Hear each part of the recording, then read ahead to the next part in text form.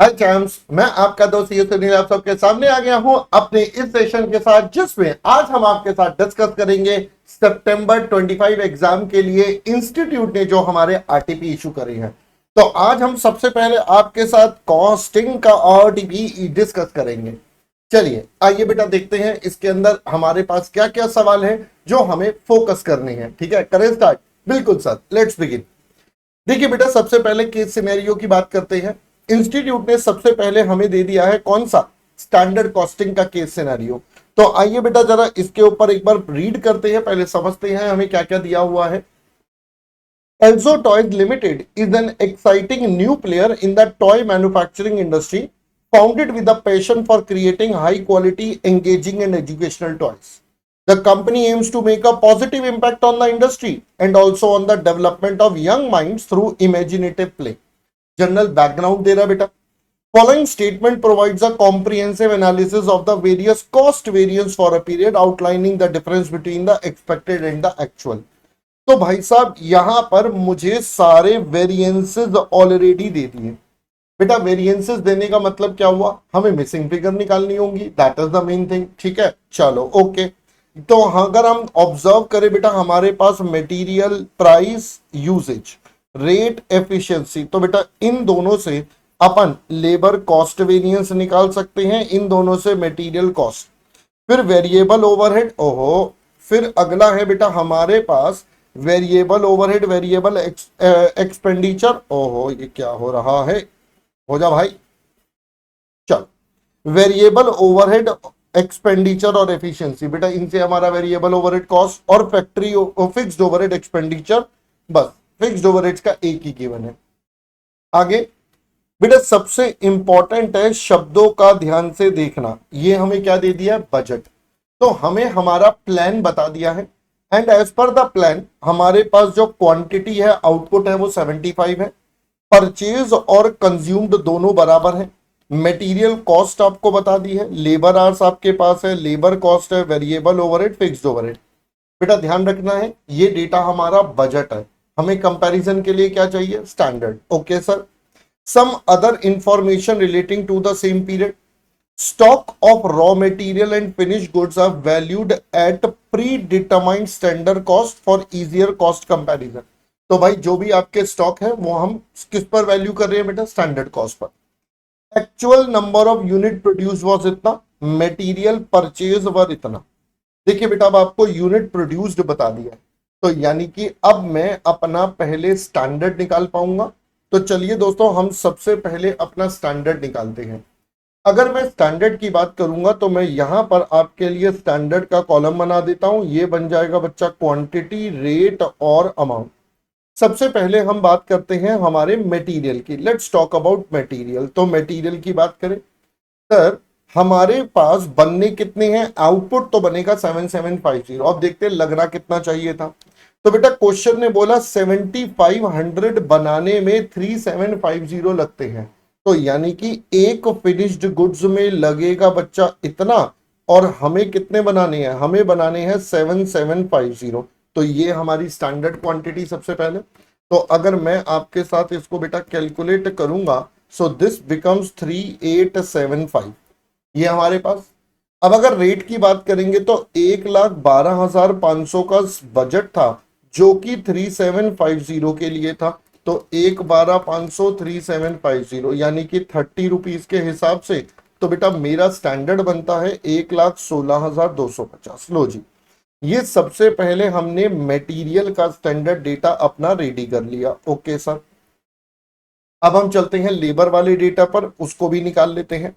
तो बेटा लेबर के केस में बोला है लेबर आवर्स है 5625 फॉर 7500 यूनिट्स। तो बेटा 5625 लगने चाहिए थे फॉर 7500, तो हमें चाहिए 7750 का। तो भाई अगर मैं ये कैलकुलेट करूंगा तो हमारे पास आते हैं 5812.5। इसका रेट कितना हो जाएगा, ये भी है 1,12,500 का payment, but this is for 5625।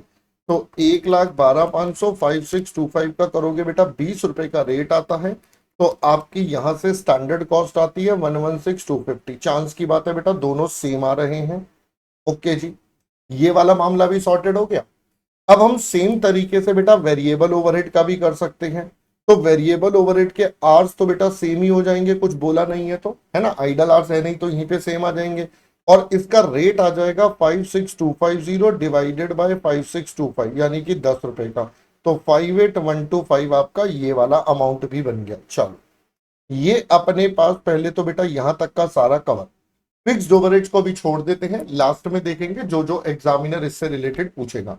चलिए अब हम चलते हैं अपने मेन क्वेश्चंस की तरफ, क्या क्या हमसे पूछा गया। स्टैंडर्ड हमने बना लिया, एक्चुअल का थोड़ा बहुत डेटा गिवन है और मेनली वेरिएंसेस गिवन है। तो यानी कि मेरे को समझ में आ रहा है स्टैंडर्ड सारे बन चुके हैं। तो आपसे निकलवाएगा क्या, जनरली आपसे एक्चुअल्स के नंबर बेटा हमारे साथ निकलवाएगा, सो दैट अपन ये सारा काम कर सके। देखिए बेटा, quantity of material used and the material cost, वही एक्चुअल क्वांटिटी निकलवा रहा है बेटा। एक्चुअल क्वांटिटी निकालने के लिए हमें क्या क्या गिवन है सर, हमारे पास प्राइस और यूजेज है। तो हम पहले यूजेज का डिफरेंस ले लेते हैं, यहां से एक्चुअल क्वांटिटी निकल आएगा। तो अगर मैं यहां पर आपसे चर्चा करूं तो we would say material usage variance, कितना यूज होना चाहिए था, कितना यूज हुआ, प्राइस हमारा नहीं है।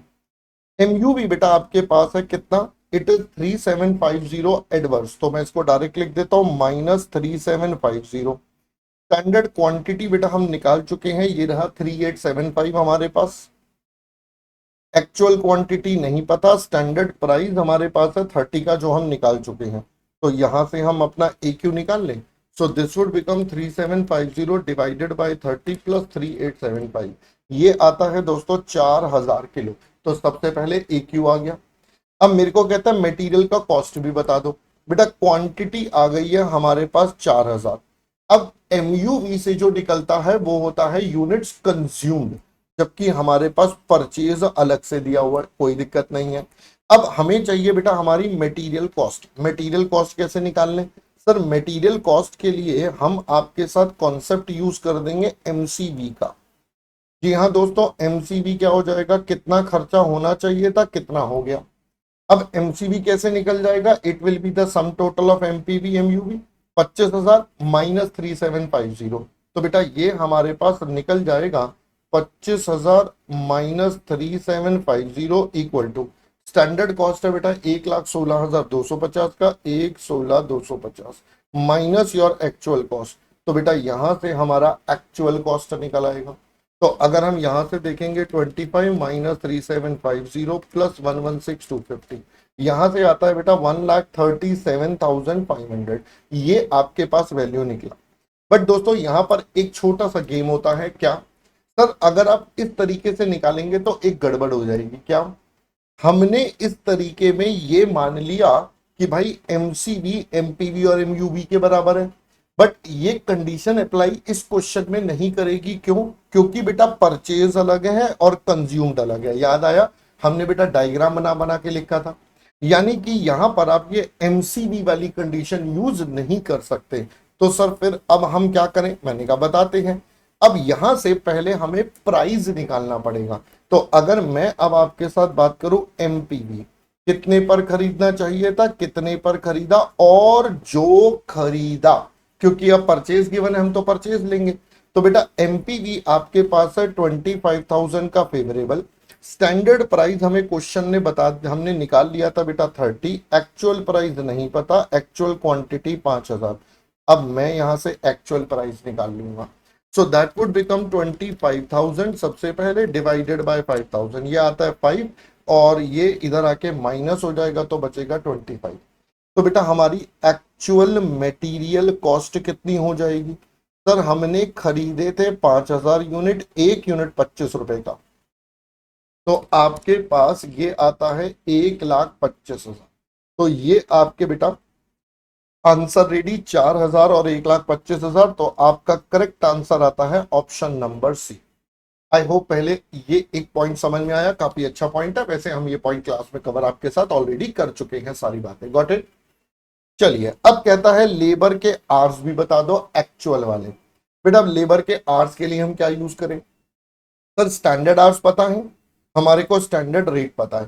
तो एक्चुअल आवर्स निकालने के लिए हम एफिशिएंसी वेरिएंस का यूज कर सकते हैं। तो एफिशिएंसी वेरिएंस है 3750 एडवर्स। तो लीजिए बेटा यहां पर हो जाएगा लेबर एफिशिएंसी वेरिएंस, कितने आवर्स में काम होना चाहिए था, कितने में हुआ, प्राइस की रिस्पॉन्सिबिलिटी नहीं है। तो ये है आपके पास 3750 एडवर्स, एडवर्स था ना, एक बार चेक कर लेते हैं। यस मेरा दोस्त 3750 एडवर्स, यानी कि माइनस में आ जाएगा बेटा ये। उसके बाद स्टैंडर्ड आवर्स कितने हैं सर, यहां निकाल लिए थे 5812.5, तो ये आ जाएगा 5812.5 एक्चुअल आवर्स, और स्टैंडर्ड रेट है बेटा 20 रुपए का। हाँ जी, तो अब हम यहां से अपने एक्चुअल आवर्स निकाल सकते हैं। तो 3750 डिवाइडेड बाई 20 187.5 आता है, इधर ये बेटा प्लस हो जाएगा 5812.5 के साथ, आपके पास आता है 6000 आवर्स।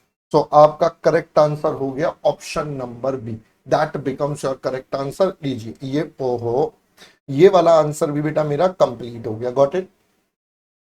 अगला कहता है लेबर कॉस्ट बताइए। बेटा लेबर कॉस्ट स्टैंडर्ड मुझे पता है, एक्चुअल में निकाल सकता हूं, जैसे अभी हमने एमसीबी में, यहाँ पे आइडल वाइडल वैसा कोई चक्कर नहीं है परचेज वगैरह का, तो सीधा निकाल लेते हैं, ज्यादा दिमाग नहीं लगेगा।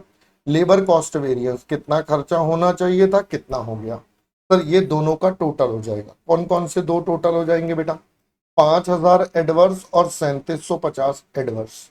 तो भाई साहब ये हो जाएगा माइनस का 5000 माइनस का 3750। स्टैंडर्ड कॉस्ट हम ऑलरेडी बेटा निकाल चुके थे 116250, ये है 116250 माइनस में एक्चुअल कॉस्ट, तो बेटा एक्चुअल कॉस्ट आपके पास आ जाएगी 116250 3750 5000, ये आता है दोस्तों 1,25,000। सो मेरा करेक्ट आंसर हो गया ऑप्शन नंबर बी। लो जी, ये भी हमारा सेट हो गया बेटा, हमारा मामला पूरा का पूरा।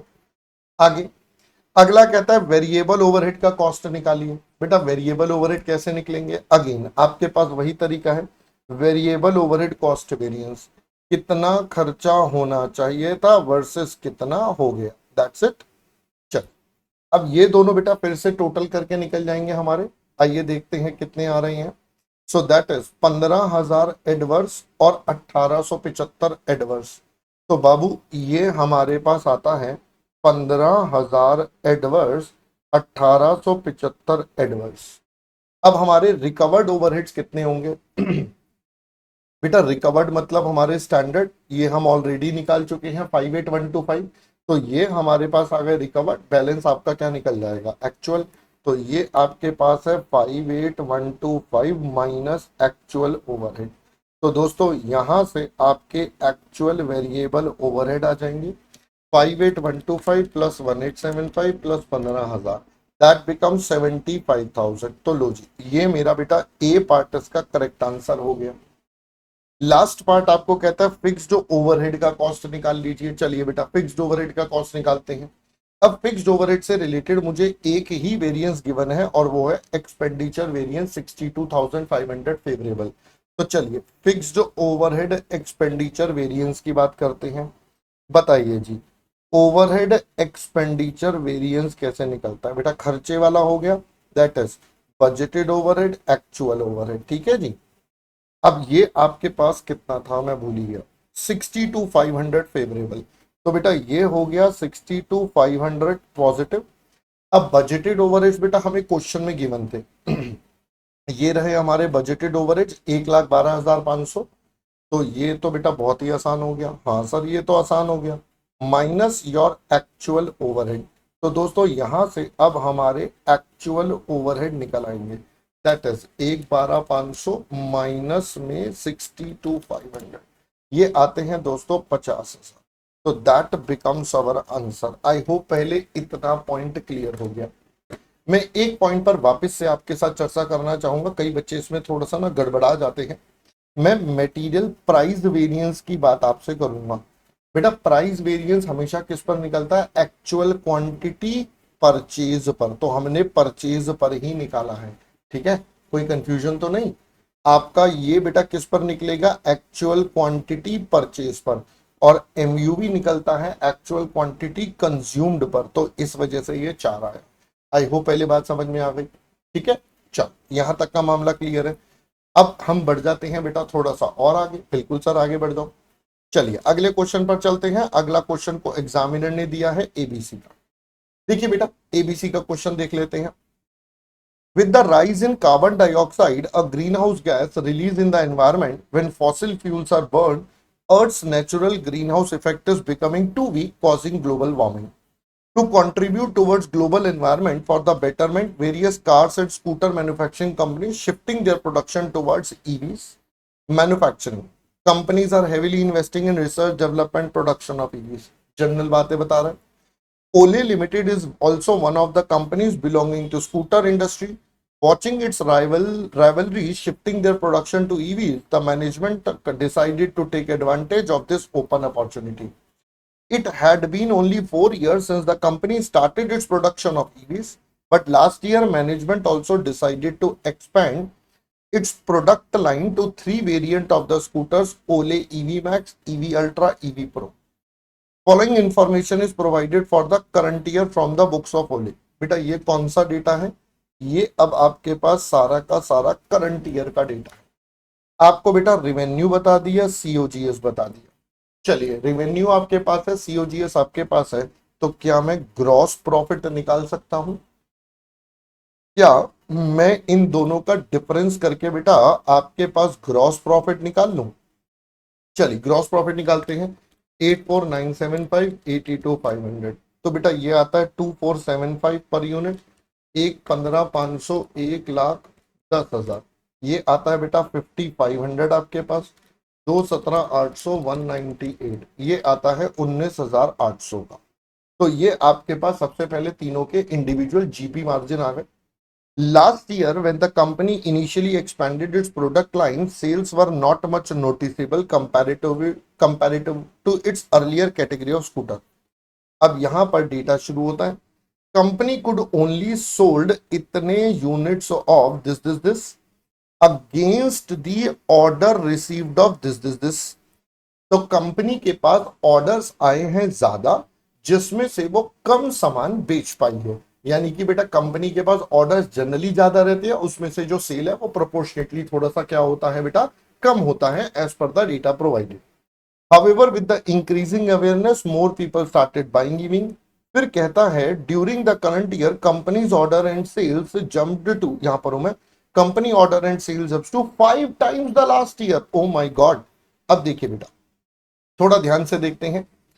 आपको यहां पर बोला करंट ईयर में ऑर्डर एंड सेल्स दोनों jumped to 5 times of the last year. तो भैया ये वाला जो डेटा है आपके पास, ये वाला जो डेटा है इस साल में इसका 5 times हो जाएगा. This year this data is going to become 5 times. Okay, आगे क्या बोलता है? For earlier years, Ole used gross margin percentage method to evaluate their profitability. However, from current year, company plans to use ABC. अब आ गया बेटा main question हमारा. पहले हम जीपी का यूज कर रहे थे, अब हम ये कौन से का, एबीसी का यूज करेंगे. एक्टिविटी हमारे पास 5 दे दी है. सबसे पहले कस्टमर ऑर्डर प्रोसेसिंग, ये परचेज ऑर्डर के बेस पर जाएगा. लाइन आइटम ये यूनिट सोल्ड पर है, ये कार्टन डिस्पैच टू है, और ये आपको बेटा बेसिस भी बता दिया है clearly. All the support cost of the current year amount to इतना. तो आपके पास टोटल सपोर्ट कॉस्ट या ऑपरेटिंग कॉस्ट या आपको एडिशनल खर्चे, ओवरहेड्स, कुछ भी बोल दीजिए, ये सब आ गए सीओजीएस के अलावा. Support cost are assign to all the activities area, cost in each area and the quantity of the cost allocation are as follows. तो बेटा ये आपको एक्टिविटी बता दी है, कॉस्ट और उसका बेसिस बता दिया. तो यहां से हम रिकवरी रेट निकाल सकते हैं. बट अगर आप ध्यान देंगे यहां पर सिर्फ 3 बताए हैं, तो 2 बेटा ये रहे नीचे दे दिए, परचेज ऑर्डर प्रोसेसिंग कॉस्ट और डिलीवरी कॉस्ट. इनका बेसिस ऑल्दो हमें यहीं पर बता रखा है, तो हमें ज्यादा टेंशन नहीं है, बस हमें बेसिस को निकालना है और अपना ECDR निकल जाएगा. आगे बेटा, some of the other information is also provided. Average number of line items, ये आपके पास डेटा दे दिया ताकि आप इंडिविजुअल प्रोडक्ट वाइज कैलकुलेशन कर सकें. Company wants you to figure out the following to ascertain which of the product line is more profitable. ठीक. अब क्या क्या पूछा बेटा सवाल. तो अगर आपको याद हो बेटा सेम टाइप का क्वेश्चन अपन ने क्लास में करा, बस यहाँ एक नया पॉइंट जो दिख रहा है वो ये है कि आपको ये वाला कुछ डेटा दिया है और यहाँ पर इसको 5 times करने को बोला. मेनली ये नया पॉइंट है, बाकी सब बेटा हमारा पुराना ही है. सेम टाइप का question there is already there in our curriculum. Okay, चलिए बेटा पहला सवाल देख लेते हैं। For the current year how much is the order received and the unit sold for this respectively. तो भाई कितना होगा, हमने पढ़ा था बेटा जो ओरिजिनल डेटा है आपको उसका 5 टाइम्स करना है, तो ओरिजिनल डेटा का 5 टाइम्स कर लेते हैं। मैं साथ साथ बेटा क्योंकि इसकी कैलकुलेशन बहुत ज्यादा है मैं आपको सॉल्यूशन से इसको दिखा देता हूं, क्योंकि ये बहुत ही बेसिक सा है। अच्छा ये हमारा फर्स्ट हो गया, ये रहा सेकंड। देखिए बेटा तो प्रीवियस ईयर ऑर्डर रिसीव्ड हमारे पास एक क्वेश्चन में गिवन थे, ये देखिए बेटा आपके पास ये रहे 616,396,165। हमें इसका क्या करना है 5 टाइम्स, हमने सिंपल सिंपल इसका 5 टाइम्स कर दिया, तो 5 से सारे मल्टीप्लाई हो गए तो हमारे पास डेटा आ गया। सिमिलरली प्रीवियस ईयर सेल्स कितना है, सेल्स का डेटा ये रहा आपके पास तीनों का, आपको इसका भी 5 टाइम्स करना है, ये मैंने इसका 5 टाइम्स करा, मेरे पास आंसर। तो मेरा आंसर आ रहा है 30801980,825। तो ये आंसर करेक्ट कौन सा बन जाएगा, ये तो नहीं है, 3696 से है, ये भी नहीं है, ऑर्डर रिसीव 3080 वाला, ये आपका करेक्ट आंसर बन गया, काम खत्म। अगला टोटल ग्रॉस मार्जिन परसेंटेज, बेटा थोड़ा शब्दों को ध्यान से देखेंगे। आपसे पूछ रहा है जी आप अपना टोटल जीपी बता दो और ऑपरेटिंग इनकम का परसेंटेज बता दो। अब देखिए बेटा जीपी और ऑपरेटिंग इनकम निकालने के लिए पहले मुझे सेल्स का नंबर चाहिए होगा, क्योंकि जो भी ये परसेंटेजेस है वो सेल्स के बेस पर निकलेंगी। तो अब आप क्या करेंगे, जो आपके पास क्वांटिटी सोल्ड है आप उनसे बेटा सबको मल्टीप्लाई कर लेंगे। हमने ऑलरेडी आपके पास जहां जीपी निकाल दिया था, ये रहा क्वांटिटी सोल्ड आपने निकाला है, आप इनको मल्टीप्लाई करेंगे तो टोटल ग्रॉस प्रॉफिट आ जाएगा, फिर उसमें से ये माइनस कर देंगे तो आपकी टोटल ऑपरेटिंग इनकम आ जाएगी। दोनों को आपको टोटल सेल्स के परसेंटेज में लगाना है और आपके आंसर्स आ जाएंगे, जो आंसर आएंगे वो हमारे इसमें से टिक हो जाएंगे। चलिए देख लेते हैं एक बार। ये देखिए बेटा सबसे पहले हमारे पास रेवेन्यूज निकल गए, ये रहा हमने जितनी क्वांटिटी बेची थी इनटू में हमारा सेलिंग प्राइस, ये टोटल रेवेन्यू आ गए। फिर हमने सीओजीएस माइनस कर दिया, we have got gross margin, ये टोटल ग्रॉस मार्जिन आ गया। टोटल सेल्स बेटा आपके पास ये रही, अगर आप इन दोनों का परसेंटेज निकालेंगे सो दिस इज 4.96। फिर आपने वो 66 लाख वाला जो क्वेश्चन में अमाउंट गिवन है वो माइनस कर दिया, you have got net operating income, और इसका जब परसेंटेज निकालेंगे 3.72। तो सेम क्वेश्चन बेटा क्लास में हमने पूरा न्यूमेरिकल नंबर्स पे सॉल्व करा हुआ है, 4.96 3.72। तो बेटा 4.96 3.72 B part becomes the correct answer. I hope पहले इतना फंडा भी अब आपको क्लियर हो गया। तो देखिए बेटा इसमें कुछ ऐसा नया पॉइंट कुछ भी नहीं है जो हम पहली बार सीख रहे हैं, ठीक है, ये क्वेश्चन एक नॉर्मल सा ही है, कुछ अलग सा नहीं है। Cost driver rate relating to the 5 activities area, अब आपको एसीडीआर बताना है, तो चलिए पहले एसीडीआर देखते हैं। ये रही हमारी सबसे पहली ऑर्डर कॉस्ट, ये देखो जी ये रहा हमारे पास, यहां बोला था customer purchase order by customer, तो कॉस्ट हमारी पास है इसकी बेटा 17,60,000। परचेज ऑर्डर कितने हैं, परचेज ऑर्डर हमने यहाँ निकाले थे, ये रहे, ये हमारे पास करंट ईयर के टोटल कस्टमर के ऑर्डर आए हैं परचेज करने के लिए 5,885। तो यही हमने यहाँ पर आपके साथ कर दिया डिवाइड, ये have we have got this ACDR. Then अगला है क्वेश्चन ने बोला था, ये रहा लाइन आइटम पर परचेज ऑर्डर, ये आपको गिवन ही है। देन बेटा आपके पास है स्टोर डिलीवरी यूनिट सोल्ड पर, स्टोर डिलीवरी है 15,62,000 और यूनिट सोल्ड पर, यूनिट सोल्ड भी बेटा हमारा ये रहा 4840। तो आपके पास दो नंबर थे जिसके लिए थोड़ा सा आपको दिमाग लगाना था, बाकी बेटा ये 1 2 3 ये तो सीधा सीधा क्वेश्चन में गिवन थे, हमें सिर्फ डिवाइड करना था। ये लाइन आइटम कार्टन और शेल्फ स्टॉकिंग, ये देखिए बेटा line item carton shelf stocking, इनको बस डिवाइड करना था। इन दोनों का डेटा हमें बताया था, एक ऑर्डर के बेस पर है एक सेल के बेस पर है, वो भी हमने अभी निकाला था 5 टाइम्स करके, तो इससे आपका एसीडीआर निकल जाएगा। बहुत ही सिंपल तरीके से आपका आंसर था। अगर हम देखें हमारा आंसर क्या है 29921.24, देखते हैं बेटा करेक्ट आंसर कौन सा बनेगा। 29921.24 फिर 33224.93 322 यही है, तो बेटा B part is the correct answer जो हमारे पास यहाँ बनता है। ठीक है, देखो इसको करने के बाद आपको समझ में आएगा कि एग्जामिनर कोई भी एक बड़े क्वेश्चन को बेटा कैसे फॉर्म में दे सकता है। एग्जामिनर कोई भी एक बड़े क्वेश्चन को एमसीक्यू में दे सकता है। मैंने ऑलरेडी आपके साथ क्लास में बहुत सारे एमसीक्यू करवाए हैं, केस स्टडी की पूरा एक अलग से सेक्शन में आपको वीडियो बना के दिया है। तो भाई यही सब कुछ समझना है, वहां पे भी यही बात समझाई है, यहाँ भी यही बात। चलिए आगे क्या कहता है। Operating cost of the individual product as per the method propose for the current year with respect to profitability. अब आपको एबीसी यूज करके बेटा कैलकुलेशन करनी है। अभी यहां पर आपको सिर्फ ऑपरेटिंग कॉस्ट निकालनी है।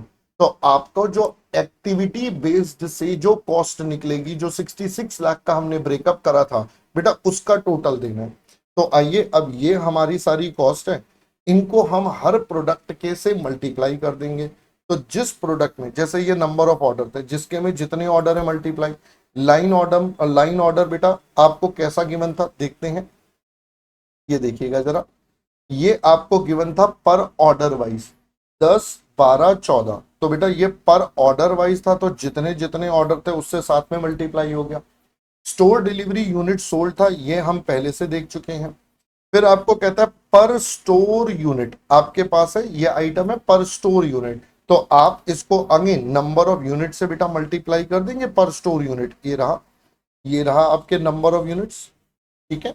इसके बाद आपके पास है पर स्टोर डिलीवरी के बेस पर है, तो लीजिए पर स्टोर डिलीवरी में कितना हो जाएगा, 2640 डिलीवरी करिए, 0.1 में लगेगा। तो अगेन ये आपके पास बेटा पूरा का पूरा डेटा। अब अगर हम देखें तो यहां से फाइनली हमारे पास क्या निकल कर आ गई, हमारी ऑपरेटिंग कॉस्ट।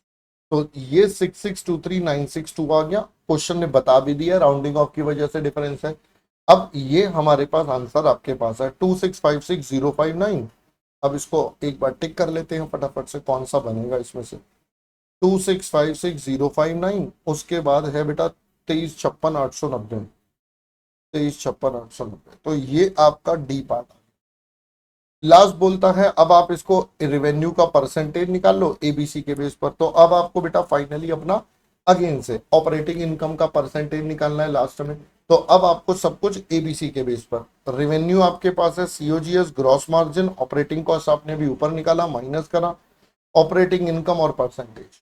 तो 1.73, 3.53, 1.73, 3.53, ए पार्ट इज द आंसर। चलो अब देखिए दोस्तों, यहां से समझने का सिर्फ इतना सा पॉइंट है कि कोई भी एक बड़ा क्वेश्चन आपके पास एमसीक्यू फॉर्म में आ सकता है। ये सेम टाइप के क्वेश्चन हमने क्लास में आपके साथ पूरे सब्जेक्टिव के normal practice question, practical question की फॉर्म में आपके साथ करे हुए हैं। Got it. चल आगे बढ़ते हैं, अब छोटे छोटे एमसीक्यूज पर चलते हैं। कहता है suppose the units of a product are produced at the rate of 4 units per useful labour hour. तो एक आर में 4 यूनिट आपके बन रहे हैं, 1 आर से 4 फिनिश गुड्स बन रहे हैं। Direct labour idle time is 10% of hours paid. भाई हमारा लेबर टाइम कितना होगा आइडल वाला, 10% ऑफ द आवर्स पेड। थोड़ा शब्दों को ध्यान से देखेंगे बेटा, आवर्स पेड का 10%। Sales of 1000 units are budgeted and finished goods stock is expected to rise by 100 units. आपको बोल रहा है budgeted direct labour hours for the production would be. आपसे कह रहा है बताओ जी कितने लेबर आवर्स हमें चाहिए। देखिए बेटा, सबसे पहली बात, लेबर आवर किस चीज के लिए चाहिए होते हैं, लेबर आवर चाहिए होते हैं गुड्स के प्रोडक्शन के लिए।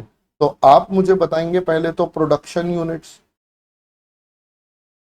सर सेल है 1000 का, क्वेश्चन कह रहा है फिनिश्ड गुड्स बढ़ जाएगा 100 से, बढ़ जाएगा 100 से, तो मतलब ये और बनेंगे, तो आपको टोटल 1100 बनाने हैं।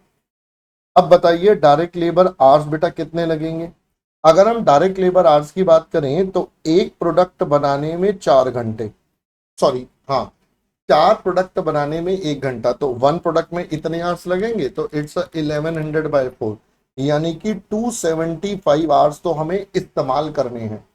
हमें पता है हमारा आइडल टाइम 10% है आर पेड का, तो बेटा ये हमारा 90% होगा, क्योंकि ये तो वर्क है, क्योंकि ये तो वर्क है। अब हमें पता है पेड में से आइडल माइनस होंगे तो वर्क आएगा। सर इसको मानते हैं 100, ये हो जाएगा 10, तो ये बचेगा 90।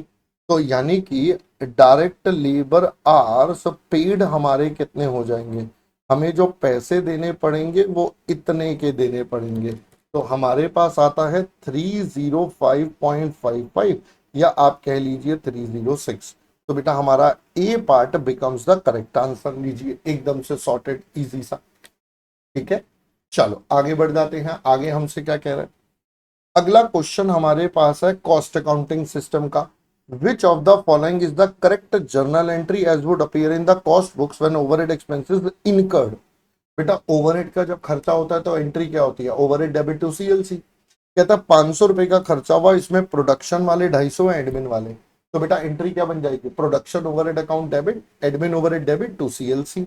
तो लो जी, ये पहली ही एंट्री हमारे पास आ गई बेटा सीएलसी वाली 250 500। तो बस ए पार्टी आंसर है, दिमाग लगाना ही नहीं फालतू का। चलिए आगे बढ़ जाते हैं। ये जेपीबीपी का बेटा MCQ. In a company's production process, two joint products A and B are created simultaneously. Company operates in the manufacturing sector, focusing on producing goods that require multiple stages of production, often resulting in the creation of joint products that share common production costs up until a certain split of point. For the last one, the following information is provided relating to the inventory and sales. तो general data दे रहा है बेटा अभी तो आपको बता दिया है, ये प्रोडक्ट है, इतना सेल्स है, फिनिश्ड का ओपनिंग और क्लोजिंग है। कहता है joint production cost amounted to इतना, cost were allocated between the joint product A and B based on number of unit produce. बेटा वैसे भी जीसी आपका नंबर ऑफ यूनिट प्रोड्यूस पे जाता है, हमने सीखा हुआ है। चलिए तो अब हम यहां से अगर अपना पहले प्रोडक्शन निकाल लें तो बताइए प्रोडक्शन बेटा हमारे पास कैसे निकल जाएगा? Sales plus closing minus opening, ये हमारे पास हो जाएगा। आइए बेटा कैलकुलेट कर लीजिए। तो 1,14,000 प्लस 57 माइनस 1,900, ये आता है 1,17,800 का। दूसरा वाला करेंगे 76 प्लस 38 माइनस 76, तो ये आता है 72,200 का। तो हमारे पास टोटल प्रोडक्शन यूनिट्स हो गए बेटा 1,90,000 के। तो बेसिकली हमें इस अमाउंट को इस रेशो में बांटना है जीसी का शेयर निकालने के लिए। आगे क्या कहता है? This method cost ensures that each product is fairly charge for its share. General point बोल रहा है calculate joint production cost apportion to A. लो जी, आपसे तो बेसिक सही सवाल पूछ लिया बेटा। ए का हिस्सा पूछ रहे तो बताइए ए का हिस्सा कितना हो जाएगा? 20,90,000, 1,90,000, ए का हिस्सा 1,17,800। That's all. मेरे को नहीं लगा था इतना आसान पूछ लेगा, चलो कोई नहीं, पूछ लिया उसकी मर्जी। 12,95,800। तो बेटा इसका करेक्ट आंसर हमारे पास आ गया option number C. That's all, खत्म। इसमें कोई ज्यादा दिमाग लगाने का हमारे पास स्कोप ही नहीं है। अगला है बेटा मार्जिनल कॉस्टिंग, देखते हैं। A company sale could decrease by 50% before it starts incurring losses. वाह क्या पॉइंट दिया भाई साहब, दिल खुश कर दिया एग्जामिनर ने। बेटा यही है, जो बच्चा कॉन्सेप्ट समझ के काम करेगा, जो चीजों को समझ के काम करेगा, उसके लिए तो बहुत ही बेसिक सा पॉइंट है। अब जिसने ध्यान से नहीं समझा था उसके लिए बड़ा टेक्निकल पॉइंट बन जाएगा। दोबारा पढ़िए। कंपनी सेल को डिक्रीज बाय 5%, 50%। कंपनी की सेल 50% तक फॉल हो सकती है बिफोर लॉसेज होने से। तो बेटा ये क्या गिवन है सर? ये हमारा मार्जिन ऑफ सेफ्टी हो गया कि भैया ये हमारे पास एमओएस हो गया। एमओएस क्या होता था? ब्रेक इवन से ऊपर वाली, ब्रेक इवन के नीचे से लॉस होगा। याद है सेफ्टी का पॉइंट एग्जांपल लेकर, सेम चीज एग्जांपल लेकर क्लास में आपको बताई हुई है, राइट। आगे देखो कैसे घुमा रहा है मस्त इंग्लिश में। For every rupee one of sales it can contribute 40 पैसे towards fixed cost and generating profit. वाह वाह, मजा आ गया भाई, क्वेश्चन की अंग्रेजी पढ़ के मजा आ गया। सर ये क्या है? कह रहे 1 रुपए की सेल करेंगे तो 40 पैसे हम कंट्रीब्यूट करते हैं टूवर्ड्स किस किस चीज के लिए? एफसी और प्रॉफिट के लिए। तो बेटा यही तो कंट्रीब्यूशन होता था, यानी कि 1 रुपए की सेल पर 40 पैसे का कंट्रीब्यूशन है। इसका मतलब पीवी रेशो बेटा 40% है। दूसरे शब्दों में भाई मजादार क्वेश्चन, बहुत बढ़िया question. For the current year companies fixed cost इतना है, कहता है सेल्स बताओ। चलिए बेटा 2 मिनट का काम है ये तो फटाक से। एमओएस गिवन है तो आपका ब्रेक इवन सेल भी हो जाएगा 50% ऑफ सेल के बराबर। अब ब्रेक इवन सेल क्या होता है? एफ सी बाई पीवी, यानी कि ये हो जाएगा 50% ऑफ सेल्स के बराबर। तो बेटा अब हम सेल्स निकाल सकते हैं फिक्स्ड कॉस्ट है आपके पास 5 लाख, पीवी रेशियो है 40% और ये भी हो जाएगा 1/50%, दैट्स ऑल। तो 5 लाख बाय 40% बाय 50% आपके पास आता है 25 लाख। आपका आंसर हो गया रेडी, लो जी खत्म हो गया। But I am very happy with the way examiner has given you the concept. मजा आ गया भाई, है ना। अंग्रेजी में घुमाने का प्रयास है, बहुत जबरदस्त। चल लेट्स मूव ऑन। अगला बेटा हमारे पास अब डिस्क्रिप्टिव क्वेश्चन शुरू हो गए हैं। यहाँ पर एमसीक्यू अब हमारे फिनिश हो गए। तो सबसे पहले मटेरियल कॉस्ट का क्वेश्चन है। Company is engaged in the business of manufacturing product A. Material required for the manufacture of product A is material B. each unit of product A requires 2 kg of material. However, the yield of each unit of material is 80% of the input. तो भाई पहली बात, जितना लगाएंगे उसका 80% output बनेगा और एक में 2 किलो चाहिए। Details governing the production requirement is as follows. Projected sales बता दिया, ओपनिंग स्टॉक है, मटेरियल का है, ऑर्डरिंग कॉस्ट है बेटा ये ओ बन गया। Rate of overdraft, obsolescence rate, ये दोनों आपके कैरिंग कॉस्ट का पार्ट बन गए। तो टेक्निकली ये 25% अभी दिख रहा है। परचेज प्राइस आपको 20 रुपए है। करंट पॉलिसी क्वार्टरली है, मतलब साल में 4 बार खरीदते हैं अभी। Max usage is more than minimum by 100। Equations बनवा रहा है बेटा। वेटिंग टाइम ये तो सीधा सीधा मिनिमम 4 है, मैक्सिमम 8 है, एवरेज हम यहाँ से निकाल सकते हैं। ये हो जाएगा 4 + 8/2, ये आता है बेटा 6। काम खत्म। Based on the above determine the following. EOQ निकालना है। अब देखिए बेटा, ईओक्यू निकालने के लिए सबसे पहले मुझे 3 चीजें चाहिए, ए, ओ और सी। तो ए तो अभी पता नहीं है, ओ हमें पता है, सी हो जाएगा बेटा 20 रुपए का। तो 20 रुपए का 25%, ये आ गया 5 रुपए। मेन रह गया बेटा इस क्वेश्चन का ए, जो इस क्वेश्चन का मेन पॉइंट है। आइए देखते हैं। तो अपन ने ये पूरा काम आपके साथ करा हुआ है, समझा हुआ है बेटा। ए होता है रॉ मटेरियल परचेज। तो आइए देखते हैं अब हमें परचेज कितना चाहिए। सबसे पहले हमारे पास है प्रोडक्शन 10,000 यूनिट्स का। तो बेटा हम यहाँ लिखते हैं हमारे पास है सेल्स। सबसे पहले है सेल्स हमारे पास 10,000। इसमें हम ऐड कर देंगे पहले, चलो मैं ऐसे इक्वेशन में बना देता हूँ, जल्दी हो जाएगा। प्रोडक्शन क्या हो जाएगा sir, it's a sales plus closing minus opening. Sales आपके पास है बाबू 10,000 का, क्लोजिंग हमारे को बताया नहीं है, ओपनिंग हमारे पास है 948 का। तो यानी कि हमारा जो प्रोडक्शन बनेगा वो बनेगा 9052। तो रॉ मटेरियल का रिक्वायरमेंट बाबू कितना हो जाएगा, 9052 इंटू 2। तो अपने पास आता है 18104। बट रुको, यहाँ एग्जामिनर ने एक लॉस की कंडीशन भी डाल दी कि भाई देखो जितना बनेगा वो 80% बनेगा।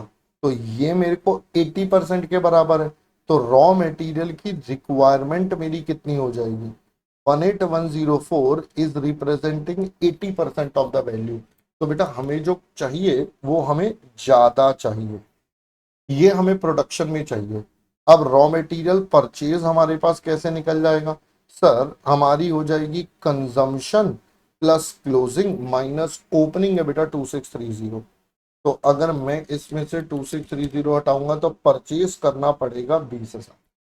यानी कि अब देखिए ये मेरे पास ए आ गया, ओ मेरे पास है, सी मेरे पास है। तो बेटा ईओ क्यू हम फटाक से निकाल सकते हैं।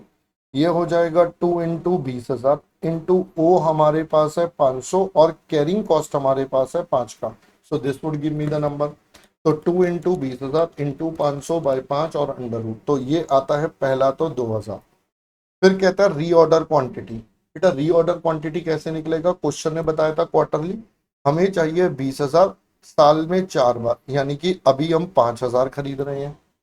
फिर कहता है आरओएल बता दो। आरओएल बेटा क्या होता है, मैक्स इनटू मैक्स। ठीक है जी, daily party mummy papa tour पर।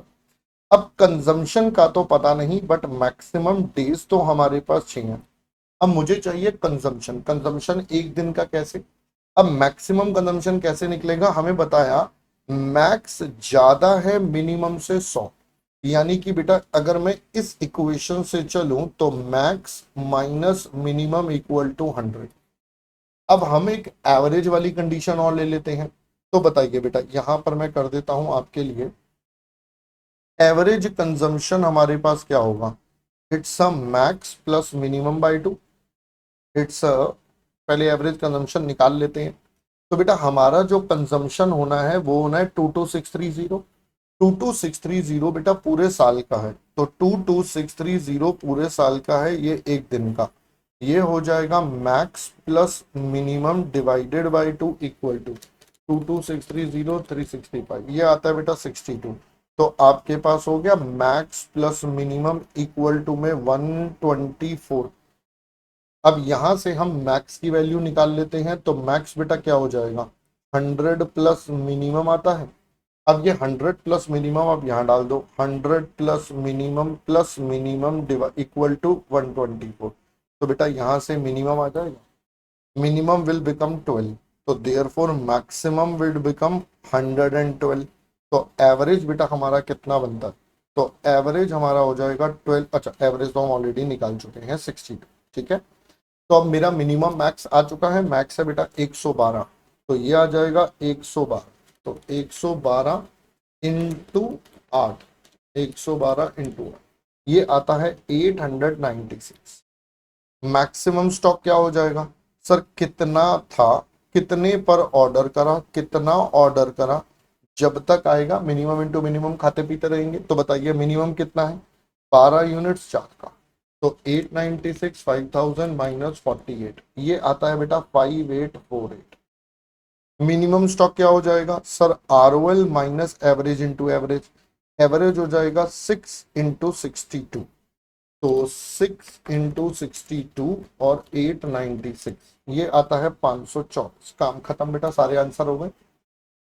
अगला कहता है प्रॉफिटेबिलिटी एनालिसिस EOQ ROQ। भाई हम अगर EOQ पर मंगवाएं तो क्या होगा, ROQ पर मंगवाएं तो क्या होगा। तो चलिए बेटा ये मैं सॉल्यूशन से दिखा देता हूँ, बहुत ही बेसिक सी चीजें हैं आपके पास। हम आ गए हैं क्वेश्चन नंबर 7 पर। ये देखिए बेटा, पहले हमारे पास इन्होंने पहले ही 80% कर लिया, हमने बाद में करा था, बट हमारे आंसर शुड टेल ये रहा 22,630, 20,000 आपके पास है। OC ये 2,000 आ गया, ये 5,000 आ गया, ये बेटा आपका 112 मैक्सिमम आ गया और मिनिमम आपका 12 आ गया। ROL आ गया मैक्सिमम। अच्छा मैक्सिमम इन्होंने 2848 लिया मान के कि EOQ है, ऑल्दो इन्होंने बता दिया कि ये 5,000 लोगे तो आंसर डिफरेंट आएगा, तो हमारा ये वाला आंसर भी मैच हो गया। अब फाइनली EOQ ROQ की बात कर लेते हैं, बहुत ही बेसिक सा सवाल है, इसमें कुछ ऐसा टेक्निकल वाला मैटर नहीं है जिसमें बहुत ज्यादा आपको टेंशन होनी है। तो आपके पास सबसे पहले बात करेंगे एनुअल रिक्वायरमेंट, दोनों का आ गया, क्वांटिटी ऑर्डर है, नंबर ऑफ ऑर्डर। मैंने बोला था नंबर ऑफ ऑर्डर पहले निकाल लें ताकि बेटा कोई राउंडिंग ऑफ का इशू है तो वो भी सॉल्व हो जाए। ऑर्डरिंग कॉस्ट 500 है, एवरेज इन्वेंट्री कैरिंग कॉस्ट आ गया। इन्होंने सिंपल OCCC लिया, क्यों, क्योंकि बेटा डिस्काउंट नहीं है, डिस्काउंट नहीं है तो आप सिर्फ OCCC के बेस पर काम करोगे तो भी चलेगा, ठीक है जी। फिर आपके पास सेविंग्स इन EOQ आ गई, अभी EOQ की कॉस्ट ज्यादा है तो बेटर EOQ है। फिर लास्ट में बोला भैया अगर डिस्काउंट मिल जाए 5% का तो क्या आंसर बदलेगा, अब PCB लेना पड़ेगा। तो देखिए बेटा आपके पास OC आपके पास सेम है, अब आपके पास ये भी बदल जाएगा दूसरे वाला, क्योंकि प्राइस कम हो गया, डिस्काउंट आपको मिल रहा है, आपका कॉस्ट बेटा इतना। आप इसको अपने तरीके से कर लेना, आपका answer will tell you. Savings का अमाउंट बेटा इतना आएगा, यहाँ पर इतना। आप प्रेजेंटेशन अपनी कर लेना, that I would suggest PCOC CC निकालकर उसी तरीके से करना, that would be a better option, ठीक है बेटा। चलो ये भी हो गया। आइए जी, एक और क्वेश्चन हमारे पास आता है एम्प्लॉय कॉस्ट डायरेक्ट एक्सपेंस। ये भी पुराना ही क्वेश्चन है, कोई नया नहीं है, काफी पुराना क्वेश्चन है। Existing incentive system of Sakshi limited is as under, normal working week 5 दिन 8 घंटे काम करेंगे प्लस 3 लेट शिफ्ट करेंगे 3 घंटे की, दिन में काम करेंगे इतना रेट है, लेट में इतना है। तो एक्चुअल आउटपुट 49 आवर्स में इंक्लूडिंग दिस 240 आर्टिकल बने हैं। In order to increase output and eliminate overtime, decided to switch on a system of payment by results. Following information is obtained. आपका पर आवर का rate usual है, basic time allowed for 15 article 2.5 घंटे, piece work का rate है 20% इसमें जोड़ देना, bonus में 50% टाइम में जोड़ देना। During the last week 270 articles produced in 40 घंटे। पहले देखिए 49 में 240 बनते थे और 40 में 270 बन रहे, तो अच्छी बात है। कहता है वीकली अर्निंग्स बताइए under existing straight piece work Roman और हल्स। चलिए पहले एग्जिस्टिंग सिस्टम की बात करते हैं।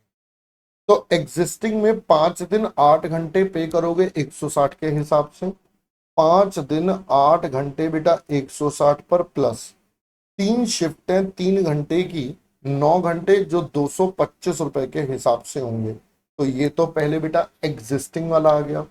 तो 5 इंटू 8 इंटू 160, 9 इंटू 225, तो आपके पास टोटल आता है 8425। काम खत्म।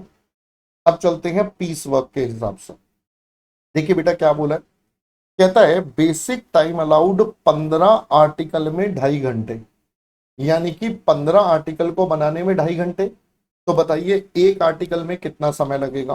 सर एक आर्टिकल को बनाने में लगने चाहिए 2.5/15, ठीक है।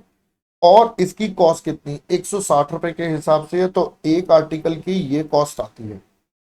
क्वेश्चन ने कहा आप 20% बेसिक पीस रेट में जोड़ देना, क्योंकि पीस वर्क का रेट ये होगा, इसमें 20% जोड़ना है तो 120/100। ये हमारा एक यूनिट का रेट आ गया। ये बेटा एक यूनिट का रेट आ गया। हमने बनाई कितने हैं, 270। ये तो यही कहता है ना, नंबर ऑफ यूनिट प्रोड्यूस के हिसाब से दे दो, तो that becomes a value 2.5 divide by 15, sorry 2.5 divide by 15 into 160 into 120/100 और इंटू 270। बेटा ये आता है 8640। लो जी ये भी हो गया। अब हम रोवान सिस्टम पर चलते हैं ताकि आपको ये भी क्लैरिटी आ जाए। रोवान क्या कहता है, सर भैया 3 चीजें निकाल लो रोवान हालसे के लिए। पहले तो एक्चुअल आवर्स, स्टैंडर्ड आवर्स और रेट। तो एक्चुअल आवर्स तो हमारे पास 40 है, ये तो क्लियर है। अब बच गए हमारे स्टैंडर्ड आवर्स। स्टैंडर्ड आवर्स कितने हैं बेटा, वो यहां से निकलेंगे। 15 आर्टिकल में 2.5 घंटे, तो स्टैंडर्ड आवर्स कितने हो जाएंगे, एक आर्टिकल में इतना, आपने बनाए 270, ये होने चाहिए। एक आर्टिकल में इतना आपने बनाए 270, बट क्वेश्चन कह रहा है भैया 50% टाइम और जोड़ देना। तो बेटा 50% जोड़ने का मतलब 150/100% कर दें। तो आपके पास आता है 2.5/15 इंटू 270 इंटू 150/100। तो आपके पास आता है 67.50। अब आप कैलकुलेशन कर लो बेटा। वेज रेट आपको पता ही है 160 रुपए का। तो चलिए रोवान में देखते हैं। जितने आवर्स काम करा उतने पैसे प्लस जो बचाया, इतने आवर्स आपने बचा दिए, ये उसकी कॉस्ट है। और एफिशिएंसी की रेशो में एक्चुअल अपॉन स्टैंडर्ड का रेशो, ये आपके पास आ जाएगा। हालसे में बात करेंगे तो 40 इंटू 160 प्लस 67.5 माइनस 40 160 और उसका 50%। दैट्स ऑल बेटा। ये आपके पास सारे आंसर बन जाएंगे। 40 इंटू 160 67.5 माइनस 40 160 40 67.5, ये आता है बेटा 9,007 रुपए। 0.47 समथिंग आ रहा है, मैं अभी छोड़ रहा हूँ, ठीक है, या मैं लिख दूं क्या, चलो 0.407 आ रहा है तो 41 हो गया। फिर अगर हम दोबारा से इधर की बात करेंगे तो हमारे पास आता है 8600। लो जी ये हमारे पास बेटा सबके आंसर्स निकल गए। चारों प्लान्स के आंसर मैंने आपको निकलवा दिए। Prepare a statement showing hours worked, weekly earning, number of article and labour cost per article. तो बेटा अब आपको ये चारों को एक टेबल में बना के दिखाना है बस, और तो कुछ करना नहीं है। चलिए अब सॉल्यूशन से देख लेते हैं एक बार। ये 8425 हो गया, 8640 आ गया, 9007 और ये वाला। ये देखिए बेटा अब टेबल बना के दिखाना है। प्लान कौन सा था, कितने आवर्स सब में काम करा, हर एक में अर्निंग जो निकाली, कितने आर्टिकल बने, इसमें 240 थे बाकी 270, और इनको बेटा डिवाइड करके पर यूनिट की लेबर कॉस्ट आपके पास निकल कर आ जाती है। डन। तो लीजिए यहां पर आकर हमारा एम्प्लॉय कॉस्ट का क्वेश्चन भी आपके साथ कंप्लीट हो गया पूरा का पूरा। अब किस चीज की बारी है बेटा, अब हमारे ओवरहेड्स वाले टॉपिक की बारी है। चलिए ओवरहेड्स की बात करते हैं। ओवरहेड्स में क्या क्या है। Company has 3 production M1 M2 and A1। तो भैया 3 प्रोडक्शन डिपार्टमेंट है हमारे पास और 3 सर्विस डिपार्टमेंट है। Engineering department serves M1 and M2 only. तो भाई देखो एक सर्विस डिपार्टमेंट तो क्लियर सिर्फ 2 प्रोडक्शन डिपार्टमेंट के लिए काम कर रहा है, वो तीसरे के लिए काम ही नहीं कर रहा। ये प्रोडक्ट X और Y का डेटा दे दिया है आपको, M1 M2 A1। मैं इस डेटा से एनालाइज करूं तो ये 3 डिपार्टमेंट 2 प्रोडक्ट्स पे काम कर रहे हैं।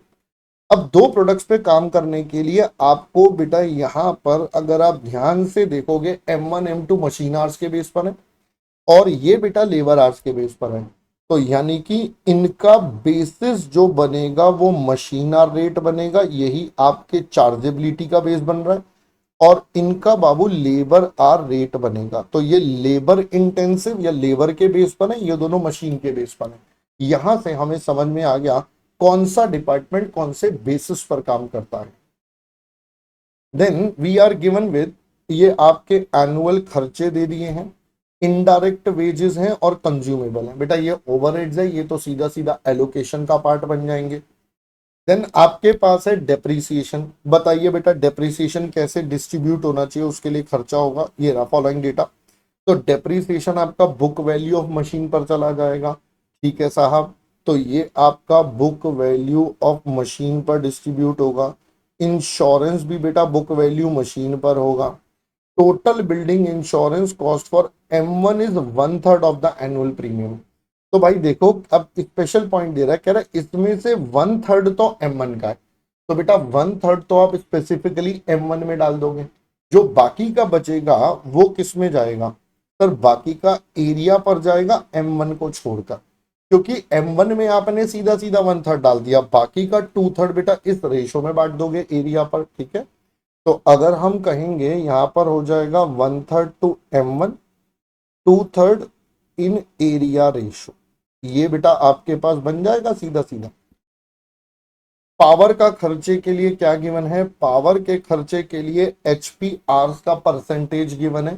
तो बेटा ये हो जाएगा HP आवर्स का परसेंटेज।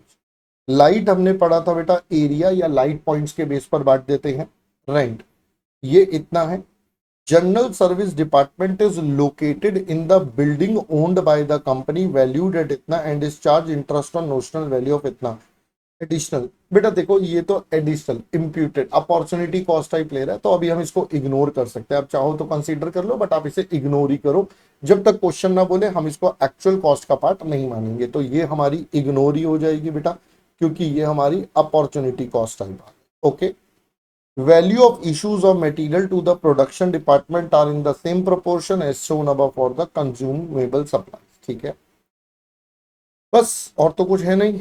आगे क्या बोलता है, prepare an overhead analysis sheet showing the basis of apportionment of overheads to department. तो आपको बेटा अपने ओवरहेड्स के खर्चों को बांटना है। अब ओवरहेड्स के खर्चों को बांटने का हमने बेसिस देख लिया। फिर कहता है statement showing allocation of department to production department ignoring the apportionment of service department among this. तो बेटा ये डायरेक्ट डिस्ट्रीब्यूशन मेथड आ गया। कह रहा है भाई देखो आपस में जो एक दूसरे को सर्विस दे रहे हैं उसे छोड़ो, बस आप डायरेक्ट डिस्ट्रीब्यूशन मेथड लगा दो। चलिए डायरेक्ट डिस्ट्रीब्यूशन मेथड की अगर बात करें तो हमारे पास एक डिपार्टमेंट है बेटा स्टोर्स। बताइए स्टोर्स के खर्चे कैसे बांटे, इंजीनियरिंग सर्विस के खर्चे कैसे बांटे और जनरल के। देखिए अगर मैं सबसे पहले इंजीनियरिंग सर्विस की बात करूं तो यहां पर बता दिया था ये तो सिर्फ M1 और M2 में जाता है बेटा। इंजीनियरिंग सर्विस सिर्फ M1 एंड M2 में जाता है। अब ये M1 M2 में जाएगा और इंजीनियरिंग सर्विस M1 M2 की अगर मैं बात करूं तो बेटा इनका बेसिस क्या है, मशीनर्स, और इंजीनियरिंग सर्विस भी बेटा उसी बेस पर हो जाएगा। तो अपन तो इंजीनियरिंग सर्विस को मशीन आवर्स के बेस पर बांट देंगे। ये देखिए दिए भी है दोनों में 4:5। तो यानी कि ये तो आपका डिस्ट्रीब्यूट होना चाहिए मशीन आवर्स के बेस पर। अगर स्टोर्स की बात करें तो स्टोर्स के लिए बेटा यहां पर एक पॉइंट लिखा था, value of issue of material to the production department are in the same proportion as shown above for consumable supplies. तो आपने जो मटेरियल इशू करा है वो कंज्यूमेबल सप्लाईज की रेशो में है। तो एग्जामिनर कहना चाहता है कि भैया आप इसे कंज्यूमेबल सप्लाईज के रेशो में ही ले लेना। जो आपने मटेरियल इशू करा है वो सेम इसी रेशो में है, तो आप भी यही वाला रेशो लेके M1 M2 M3 में बांट देना। भाई डायरेक्ट डिस्ट्रीब्यूशन है तो इंटर डिपार्टमेंट लेना नहीं है, हमें सिर्फ M1 M2 M3 पे फोकस करना है। अब बच गया जनरल सर्विस। जनरल सर्विस बेटा कुछ नहीं बोला तो अपन लेबर आर्ट्स ले लेंगे, दैट्स ऑल। तो ये हमारे तीनों के बेसिस भी क्लियर हो गए। इसके बाद एग्जामिनर कह रहा है calculate suitable overhead absorption rate. वो हम देख चुके हैं बेटा पहले वाले M1 M2 के मशीनर्स और फिर labour hours, overhead to be absorbed by the production में। एक कंप्लीट डिटेल्ड क्वेश्चन आ गया। चलिए अब एक बार फटाक से इसको सॉल्यूशन से हम देख के खत्म करते हैं। ठीक है, चलिए ये रहा हमारा अपोर्शनमेंट ऑफ ओवरहेड्स। ओहो ये तो सर स्लाइड ही टेढ़ी है, क्या करे इसका, है ना। चलो मैं रोटेट करके देखता हूँ बेटा, अगर घूम गया, अरे वाह ये तो घूम गया। चलो एक पेज हमारा टर्न हो गया, अब ये आपको सही से सीधा सीधा दिख जाएगा। देखिए बेटा, अगर हम सबसे पहले आपसे बात करेंगे तो देखिए इनडायरेक्ट वेजेस एलोकेशन गिवन था, कंज्यूमेबल का गिवन था, डेप्रिसिएशन कैपिटल वैल्यू में हमने बांटा, इंश्योरेंस बेटा कैपिटल वैल्यू में, building 1/3 to M balance area के बेसिस पर, यही हमने लिखा था। पावर आपके पास हो जाएगा, पावर का परसेंटेज है, लाइट एरिया के बेस पर, रेंट एरिया पर। अब यह स्टार बोल रहा है कि भैया हमने यहाँ इम्प्यूटेड कॉस्ट या अपॉर्चुनिटी कॉस्ट नहीं लिया, तो प्राइमरी डिस्ट्रीब्यूशन हमारा डन हो गया। बच्चा प्राइमरी डिस्ट्रीब्यूशन करने के बाद हम अब करेंगे सेकेंडरी डिस्ट्रीब्यूशन। सेकेंडरी डिस्ट्रीब्यूशन में देखें, स्टोर्स के खर्चे कंज्यूमेबल वैल्यू में तीनों में जाएंगे, इंजीनियरिंग सर्विस सिर्फ दो में, और जनरल वाले लेबर तीनों में। बेटा ये हैव गॉट द टोटल। इसके बाद अब हमें रिकवरी रेट निकालने हैं, तो ये हमारे ओवरहेड्स है, पहले वाले दो को मशीन आवर से और लास्ट वाले को आपके कौन से वाले से, लेबर आवर से। ये देखिए पहले वाले दो machine our, labour our, question में क्लियरली गिवन था, ये हमारे रिकवरी रेट आ गए। जिसने बेटा जितने जितने आवर्स यूज करे उससे उस डिपार्टमेंट के उतने उतने पैसे ले लो, काम खत्म। इसमें कुछ ऐसा टेक्निकल वाला कुछ भी पॉइंट नहीं था, सिर्फ बहुत बेसिक सा पॉइंट था कि कौन सा एलिमेंट कैसे ट्रीट करना है, बस। तो यहाँ पर थोड़ा सा जो बच्चे कंफ्यूज होते हैं वो कई बार ये इम्प्यूटेड रेंट में हो सकते हैं, या ये इंश्योरेंस वाले पार्ट में, या एक जो मेजर दिक्कत है कि सर ये मशीन आवर्स पर ले रहे हैं, ये कैसे इंटरप्रेट होगा, और लेबर आवर्स, इनका बेसिस डिसाइड करने में आपको दिक्कत आ सकती है। इसलिए मैंने यहाँ पर ये पूरा सॉल्व करके बता दिया कि कैसे कैसे आप इसको एनालाइज करोगे, ठीक है। चलिए आगे बढ़ते हैं, आ जाइए बेटा, कॉस्ट शीट का क्वेश्चन अब हमारे समक्ष आ चुका है। कॉस्ट शीट का क्वेश्चन में आइए देखते हैं। Accounts of Ranu limited for the year ended इतना shows the following. Carriage inward, बेटा ये रॉ मटेरियल कंज्यूम का पार्ट बन जाएगा। एडमिन ऑफिस सैलरीज, खुद ही बता रहा है सर ये एडमिन ओवरहेड है। बेड डेट्स रिटर्न ऑफ कहाँ जाएंगे बताइए। बेड डेट्स सर ये हमारे इग्नोर करते हैं, हम इसको कहीं नहीं लेंगे। Carriage outward selling and distribution, GST ITC allowed है, आईटीसी अलाउड है, तो बेटा मेरे लिए ये क्या हो जाएगा, ignore. Salaries related to factory office, factory office का है तो बेटा ये फैक्ट्री ओवरहेड में चला जाएगा। प्रोडक्शन वेजेस आपका डायरेक्ट वेजेस है। प्लांट एंड मशीनरी की रिपेयर आपका factory. Rent rates taxes insurance etcetera, factory वाला फैक्ट्री ओवरहेड में जाएगा, ऑफिस वाला बच्चा एडमिन ओवरहेड में जाएगा। सेल्स आपके पास है, ये तो सेल्स ही है। ये आपका ओपनिंग रॉ मटेरियल आरएमसी का पार्ट होगा, क्लोजिंग मटेरियल आरएमसी का part. Material purchase excluding GST RMC. Travelling expenses selling and distribution. Manager salary 1/4 तो ऑफिस, ऑफिस है तो एडमिन, 3/4 फैक्ट्री, ये बेटा फैक्ट्री ओवरहेड। दोनों का अलग अलग आपको बाइफरकेशन सीधा सीधा बता रखा है। प्लांट एंड मशीनरी का depreciation factory, depreciation on office furniture बेटा ये admin. Directors fees admin. Gas and water factory, factory का है तो बेटा फैक्ट्री में, ऑफिस का है तो ऑफिस में। जनरल एक्सपेंसेस एडमिन का पार्ट बन जाएंगे। लो खत्म ही हो गया बेटा, बहुत ही बेसिक सा सवाल था ये, वेरी वेरी बेसिक। तो इसके मैंने सारे क्लासिफिकेशन आपको यहाँ पर बता दिए हैं, और यही बेटा यहाँ पर ये देखिए, यहाँ पूरी कॉस्ट शीट बना रखी है, तो उसी के बेस पर बनी हुई है, कोई ज्यादा टेंशन है नहीं इसमें। ये तो बहुत ही बेसिक सा एक सिंपल सा सवाल था, इसमें कोई टेक्निकल वाला मैटर था नहीं, ठीक है। चलो ये वाला क्वेश्चन भी अब हमारा आपके साथ हो गया समाप्त। अगला आता है बेटा कॉस्ट अकाउंटिंग सिस्टम का क्वेश्चन। आइए जरा इसके ऊपर थोड़ी दृष्टि डालते हैं, इसके ऊपर थोड़ा फोकस करते हैं। Following figures have been taken from the financial accounts of a manufacturing firm for the year ended इतना। बेटा ये आपको फाइनेंशियल अकाउंट्स का डेटा गिवन है। चलिए देखिए, डायरेक्ट मटेरियल कंजम्पशन है, डायरेक्ट वेजेस आपके पास है, ओवरहेड्स है, repair and maintenance factory. O my God, अब देखिए यहां से डेटा पढ़ के मुझे ये समझ में आ रहा है कि यहां अब एग्जामिनर आपका थोड़ा सा टेस्ट लेने का प्रयास कर रहा है। सर टेस्ट लेने का मतलब क्या है, आइए मैं आपको बताता हूं, पहले क्वेश्चन की रिक्वायरमेंट पढ़ते हैं। क्वेश्चन की रिक्वायरमेंट कहती है prepare costing and financial P and L account and reconcile the difference. Okay, अब आपको पी एंड एल अकाउंट भी बनाना है और कॉस्टिंग का कॉस्ट शीट बनानी है, या कॉस्टिंग पी एंड एल बना लीजिए। अगर मुझे पी एंड एल बनाना है तो देखिए, अब आपको इतना सारा डेटा गिवन है, तो अब मुझे पी एंड एल भी थोड़ा सोच समझ के बनाना पड़ेगा। मटेरियल कंज्यूम्ड हमें पता है कहाँ जाएगा, वेजेस पता है, ओवरहेड्स पता है। देखिए बेटा, अगर मैं बात करूं तो ये मेरे ट्रेडिंग अकाउंट में जाएगा, ये भी बेटा मेरे ट्रेडिंग का पार्ट बनेगा, ये भी ट्रेडिंग में जाएगा सर, ये भी ट्रेडिंग में बनेगा। Advertisement for brand building capital in nature, भाई ये कैपिटल नेचर का है तो इसको तो कंसीडर करना ही नहीं है, we don't have to consider. Admin overheads आपके पी एंड एल वाले हिस्से में आता है, ट्रेडिंग में नहीं आता। सेलिंग एंड डिस्ट्रीब्यूशन बेटा पी एंड एल में जाएगा। बेड डेट्स आपका पी एंड एल में, प्रीलिमिनरी आपका पी एंड एल में, लीगल चार्जेस आपका पी एंड एल में, डेप्रिसिएशन आपका ट्रेडिंग में। देखो, मैं ट्रेडिंग इसलिए बोल रहा हूँ कि अगर आप इसको दो हिस्सों में बाइफरकेट करेंगे तो ट्रेडिंग पी एंड एल अलग अलग बनाना। अगर आप कहते हो कि नहीं सर मुझे तो नहीं करना, मत करो, आप कंसोलिडेटेड एक सीधा बना दो, टेंशन फ्री, सारे खर्चे डाल दो जो जो लेने हैं। Interest on loan P and L में जाता है, डिविडेंड रिसीव बेटा पी एंड एल में income, interest on FD P and L में इनकम। फिर आपको सेल्स बता दिया, ये भी आपका, ये आपका ट्रेडिंग में चला जाएगा। स्टॉक आपके दोनों के दोनों ट्रेडिंग में चले जाएंगे, ठीक है। अब आपकी चॉइस है, आप सिंगल अकाउंट बना दो या ट्रेडिंग पी एंड एल, ठीक है, जैसे अच्छा लगे। आगे कहता है cost account for the same period reveal that direct material consumption. Oh my God, लो जी, पहली बार आपके पास मटेरियल के अंदर भी पंगा दे दिया। मटेरियल कह रहा है कॉस्टिंग में 20 to 40 लेना, यहां पर ऑल दो 20 है, तो बेटा जब मैं कॉस्टिंग के रिकॉर्ड्स बनाऊंगा मैं 22-40 लूंगा। Factory overheads including this recovered at 20% on prime cost, recovery date दे दिया। Admin recovered at 4 point per unit of COGS, goods sold. बेटा अगर ये गुड्स सोल्ड वाला है, इसका मतलब ये आपका जनरल वाले एडमिन होगा। अब क्वेश्चन बड़ा क्लियरली बोल रहा है कि भैया ये मेरे जनरल वाले एडमिन है, क्योंकि ये गुड्स सोल्ड पर है। Selling and distribution recovered as इतना पर यूनिट सोल्ड।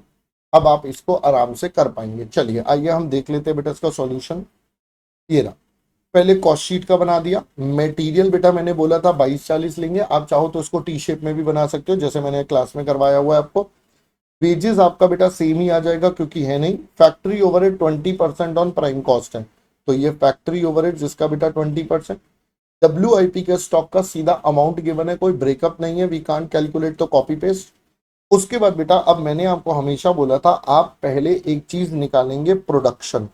प्रोडक्शन बेटा कैसे निकल जाएगा, sales plus closing minus opening.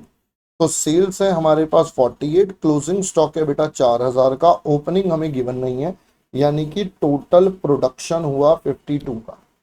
अब ये टोटल 52 का प्रोडक्शन है, यहां पर एग्जामिनर ने लिख भी दिया। इसमें से 4000 चाहिए। अब मैंने आपको सिंपल सा तरीका बताया था, 40,32,000 रुपए का खर्चा है फॉर 52, आपको बेटा 4 का चाहिए, लीजिए यही आपका यहां से आंसर आ जाएगा, ठीक है। यहां पर उन्होंने डायरेक्ट डेसिमल में पहले डिवाइड करके लिख दिया, कोई बात नहीं है। COGS फिर बेटा यूनिट सोल्ड पर दोनों के दोनों लग जाएंगे, हमने पहले डिसाइड कर लिया। बैलेंसिंग हमारे पास प्रॉफिट। फिर P&L बेटा इन्होंने दो पार्ट्स में बनाया, मटेरियल वेजेस ओवरहेड्स, ओवरहेड्स फिर gross profit and then gross profit के बाद आपका P&L। मैंने आपको बोला आप चाहो तो कंसोलिडेटेड भी बना सकते हो, ये आपका प्रॉफिट आ गया। अब डिफरेंसेस करके we have to prepare the reconciliation. एक बहुत ही बेसिक सा क्वेश्चन है, इसमें कुछ ऐसा टेक्निकल वाला पॉइंट नहीं है जो मुझे बताना है, ठीक है ना। It's a very very basic वाला क्वेश्चन, हम सब ऑलरेडी इसको क्लास में कर चुके होते हैं, तो यहाँ पर मेरे हिसाब से तो आपको कोई दिक्कत परेशानी वाला मैटर होना नहीं चाहिए, ठीक है। तो ये आपके पास आ गया नेट प्रॉफिट एज पर P&L 4,80,000। एडमिन ओवरहेड्स है, S&D का difference, bad debts, preliminary interest. बस ध्यान रखना है यहाँ पर, वैसे तो क्वेश्चन ने आपको एग्जामिनर ने बोल ही दिया था कि आपको जब फैक्ट्री ओवरहेड लेनी है तो इसमें फैक्ट्री रिपेयर, मेंटेनेंस, डेप्रिसिएशन सब कुछ लेना है। तो ये देखिए फैक्ट्री वाला था ना, ओवरहेड्स, रिपेयर और एक कह रहा है डेप्रिसिएशन लेना है।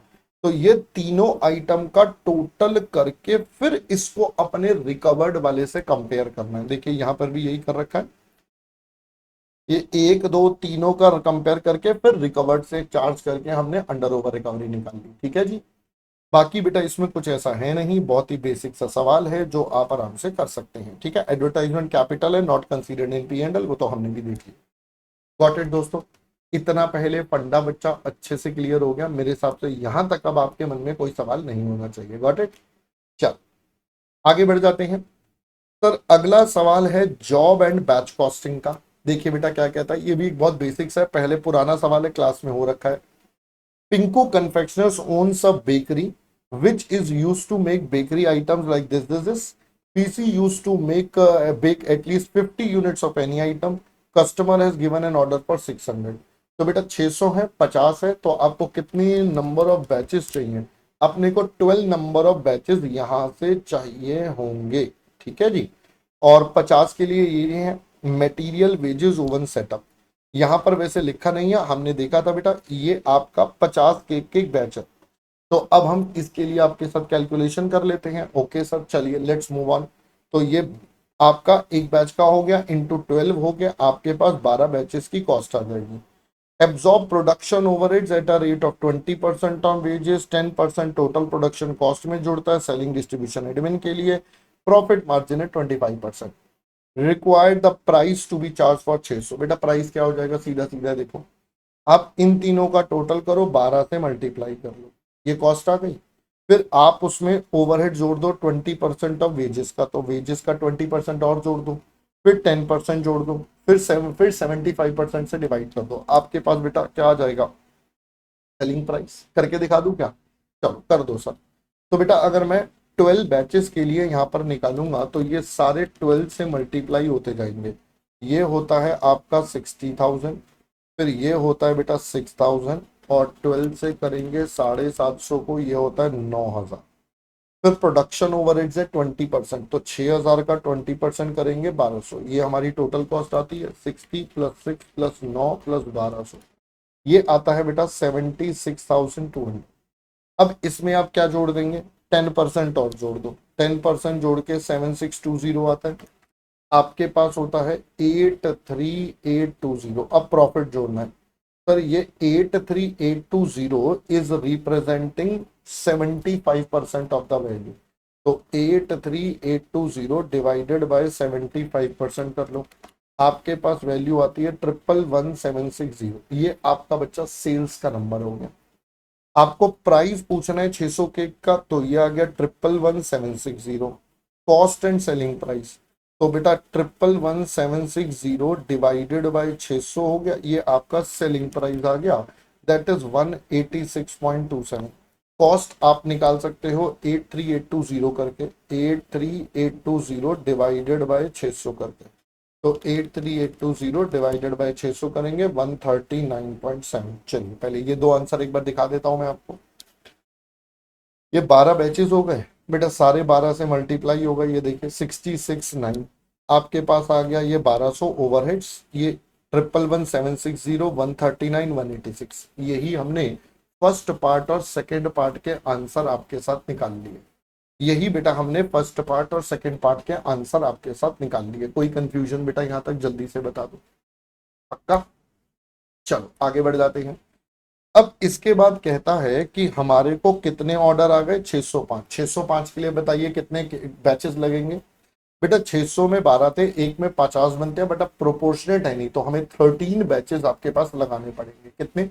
13 बैचेस को हमें लगाना पड़ेगा। चलिए अब जरा ध्यान से सुनिएगा, यहाँ पर एक पॉइंट जो क्लास के क्वेश्चन या पास्ट क्वेश्चन से थोड़ा डिफरेंट है, वो पॉइंट है।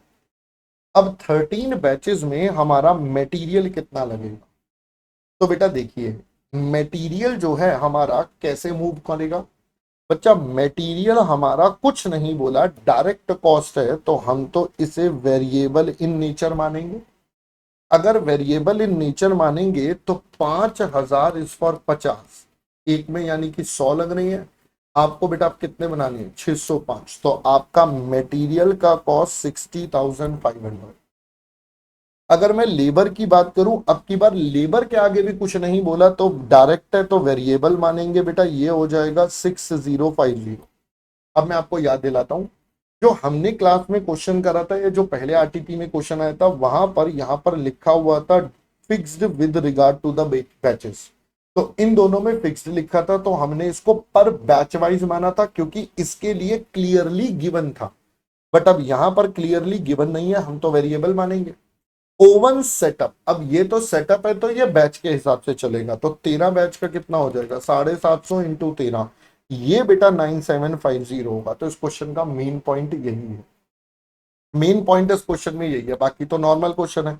अब आप इसमें 20% और जोड़ लीजिए, 6050 का 20%, 1210 के ओवर से टोटल आ गया, तो 1210 9750 6050 6500, ये आता है 77510, 7751 ऐड हो जाएगा 10% और जोड़ के 85261 आता है। अब आप इसको बेटा 75% से डिवाइड करेंगे, 113681 आपका टोटल सेल का नंबर आता है। और अगर आपको पर यूनिट का निकालना है तो डिवाइड कर लीजिए बेटा 605 से, तो आपके पास आता है 187.9, दैट बिकम्स योर आंसर। ठीक है, तो इसमें मेन ये पॉइंट का interpretation was the main game of the question, बाकी इसमें कोई टेक्निकल मैटर है नहीं। देखिए 605 है बेटा, तो ये देखिए 60,500, 6050, 97, ये देखिए 113,681, 187 पॉइंट। फाइनली अब आपको ये पॉइंट भी क्लियर। आगे बढ़ते हैं, लो जी, अगला है बेटा हमारे पास प्रोसेस एंड ऑपरेशन कॉस्टिंग, यानी कि प्रोसेस कॉस्टिंग का। Product passes through three process A, B and C. Details of expenses incurred on the three process during the year were as under. Units introduced 10,000 100 रुपए का है। Then बेटा sundry material, labor, direct expense, selling price. Management expenses were इतना and selling इतना not allocable to the, यार ये तो वही क्वेश्चन है ना हमारी क्लास वाला, बिल्कुल ये तो बिल्कुल क्लास वाला ही क्वेश्चन है, एग्जैक्टली सेम क्वेश्चन है हमारे स्टडी मॉड्यूल क्लास वाला, जहां पर हमने सीखा था कि प्रोपोर्शनेट कई बार मल्टीपल सेल भी करते हैं, विद इन द प्रोसेस हम गुड्स को बेचते भी हैं। Actual output of the three process was a का 9300, बी का इतना, सी का इतना। फिर कहता है 2/3 of output of A and 1/2 and 1/2 of the output of B passed on to the next, passed on to the next and the balance was sold। तो same question बेटा अपन ने करा हुआ है आपके साथ। कहता है entire output of process C was sold, normal loss of the three, A का, बी का, सी का, इनका बेटा स्क्रैप का रेट आपको दे दिया है, 3 process account on P and L, बिल्कुल क्लास का एकदम क्वेश्चन। ठीक है, मेरे ख्याल से तो शायद नंबर्स भी सेम है, जो मुझे को याद आ रहा है ना, नंबर्स भी शायद सेम है। चलिए फिलहाल हम देख लेते हैं। तो पहले इनपुट हो जाएगा बेटा 10,000 100 रुपए पर, फिर ये आपके खर्चे और लग जाएंगे। ये देखिए बेटा 10,000 100 पर ये 3 खर्चे, फिर नॉर्मल लॉस लिखते हैं, 5% है 2 रुपए का। फिर हम निकाल लेंगे बेटा एनसी। एनसी अगर हम यहाँ पर निकाल लें, इन्होंने निकाली है क्या, इन्होंने आगे निकाली होगी, चलो यहीं पर हम निकाल लेते हैं फटाक से एनसी आपके लिए। तो बच्चा अगर मैं यहाँ पर आपके साथ निकालूंगा एनसी, तो डेबिट का खर्चा 1046 माइनस 1,000, फिर आपके पास डिवाइडेड बाय 10,000 माइनस में बेटा 500। आप यहां से करोगे आपके पास 110 आ जाएगा। आपको कैसे पता, मैंने यहां से पढ़ लिया ना लायक। हाँ, तो अब बनने चाहिए थे 9500 और बने कितने हैं, बने हैं बेटा 93, तो 200 का तो एबनॉर्मल लॉस हो गया। ठीक है, उसके बाद क्वेश्चन ने कहा था 2/3 passed on to the next and balance sold, तो 93 का 2/3 यानी कि 6200 हमने आगे वाले प्रोसेस को भेज दिया, बैलेंस सोल्ड हो गया, तो वो पी एंड एल अकाउंट में चला गया। ठीक है बेटा, यही हमने सेम क्वेश्चन करा था। सेम वे आप अपना प्रोसेस बी बनाएंगे, प्रोसेस बी में गेन आ गया, बाकी ये आ गया, आधा यहाँ गया, आधा आपने बेच दिया। प्रोसेस सी में सारा का सारा बेच दिया, तो वो सीधा पी एंड एल या कॉस्टिंग पी एंड एल में चला जाएगा। फिर हम एबनॉर्मल लॉस और एबनॉर्मल गेन अकाउंट भी बनाएंगे और लास्ट में अपना पी एंड एल बनाएंगे। लीजिए ये पी एंड एल बन गया बेटा, ए बी सी से कॉस्ट आ गई, ए बी सी का आउटपुट बेच दिया, एबनॉर्मल गेन, एबनॉर्मल लॉस, ये मैनेजमेंट एक्सपेंसेस, अल्टीमेटली हमारा लॉस। बेटा ये सेम क्वेश्चन हमने क्लास में करा हुआ है, इसलिए मैं इसको स्किप कर रहा हूँ कि इसमें कुछ ऐसा टेक्निकल मैटर कुछ है नहीं, मेनली बस इसमें था कि आपको अगर 2 जगह बिक रहा है तो आपको 2 जगह बेचना है, बट याद रखना है प्रोसेस अकाउंट में आपको कॉस्ट पर ही दिखाना है, प्रोसेस अकाउंट में कॉस्ट पर दिखाना है, और जो सेल होगी वो आपके पी एंड एल अकाउंट में होगी। तो आपने यहां पर पहले सारी कॉस्ट आ गई, फिर यहां पर आप सेल लगाओगे ताकि दोनों का डिफरेंस आपका प्रॉफिट यहां पर जनरेट हो जाए। याद आ गया बेटा पूरा का पूरा कॉन्सेप्ट। इसमें मतलब कुछ भी ऐसा नया या टेक्निकल पॉइंट नहीं है जो मेरे को आपको बहुत ज्यादा डिटेल में एक्सप्लेन करने की जरूरत है, बहुत ही बेसिक सा सवाल था। ठीक है, चलिए आगे बढ़ जाते हैं, हम देखते हैं अगला सवाल। इसको मैं थोड़ा स्किप कर रहा हूं, चलिए अगला देखते हैं। A company processes a raw material in department 1 to produce 3 products A B and X at the same split off stage. During a period, 180,000 kg of raw material were processed in department 1 at a total cost of इतना. Resultant output of ABX were इतना इतना इतना. A and B were further processed in 2 at a cost of इतना and इतना respectively. तो बेटा हमारा split off point कहां पर है? हमारा split off point A B X पर ही है कि भैया मेरे को तो ए बी एक्स मिला, वहीं पर मेरा काम हो गया, ऑल दो ए और बी को हमने फर्दर प्रोसेस करा है। कहता X was further process in department 3, इसको 3 में करा इतने पर। There is no waste in further processing, कोई बेटा क्वांटिटी वगैरह का है नहीं, और ये सेल्स आपको बता रखा है, तो ये क्वांटिटी बेची है और ये हमारा सेल्स है। No opening stock, products were sold at split off, the selling price of EBX would be इतना इतना इतना रिस्पेक्टिवली रिक्वायर्ड। देखिए बेटा ओपनिंग स्टॉक नहीं है, बट चेक कर लीजिए क्या कोई क्लोजिंग स्टॉक भी है क्या, क्वेश्चन ने बोले हैं। तो आपको कहता है आउटपुट हमारा बना 18, 10 और 54, यहां पर हमने बेचा कम, तो इसका मतलब there will be a closing stock. हमारा प्रोडक्शन हुआ है ज्यादा, हमने बेचा है कम, ओपनिंग है नहीं, तो इसका मतलब there will be a closing stock for sure. कितना होगा क्लोजिंग स्टॉक सर? मैंने कहा आइए बता देता हूं।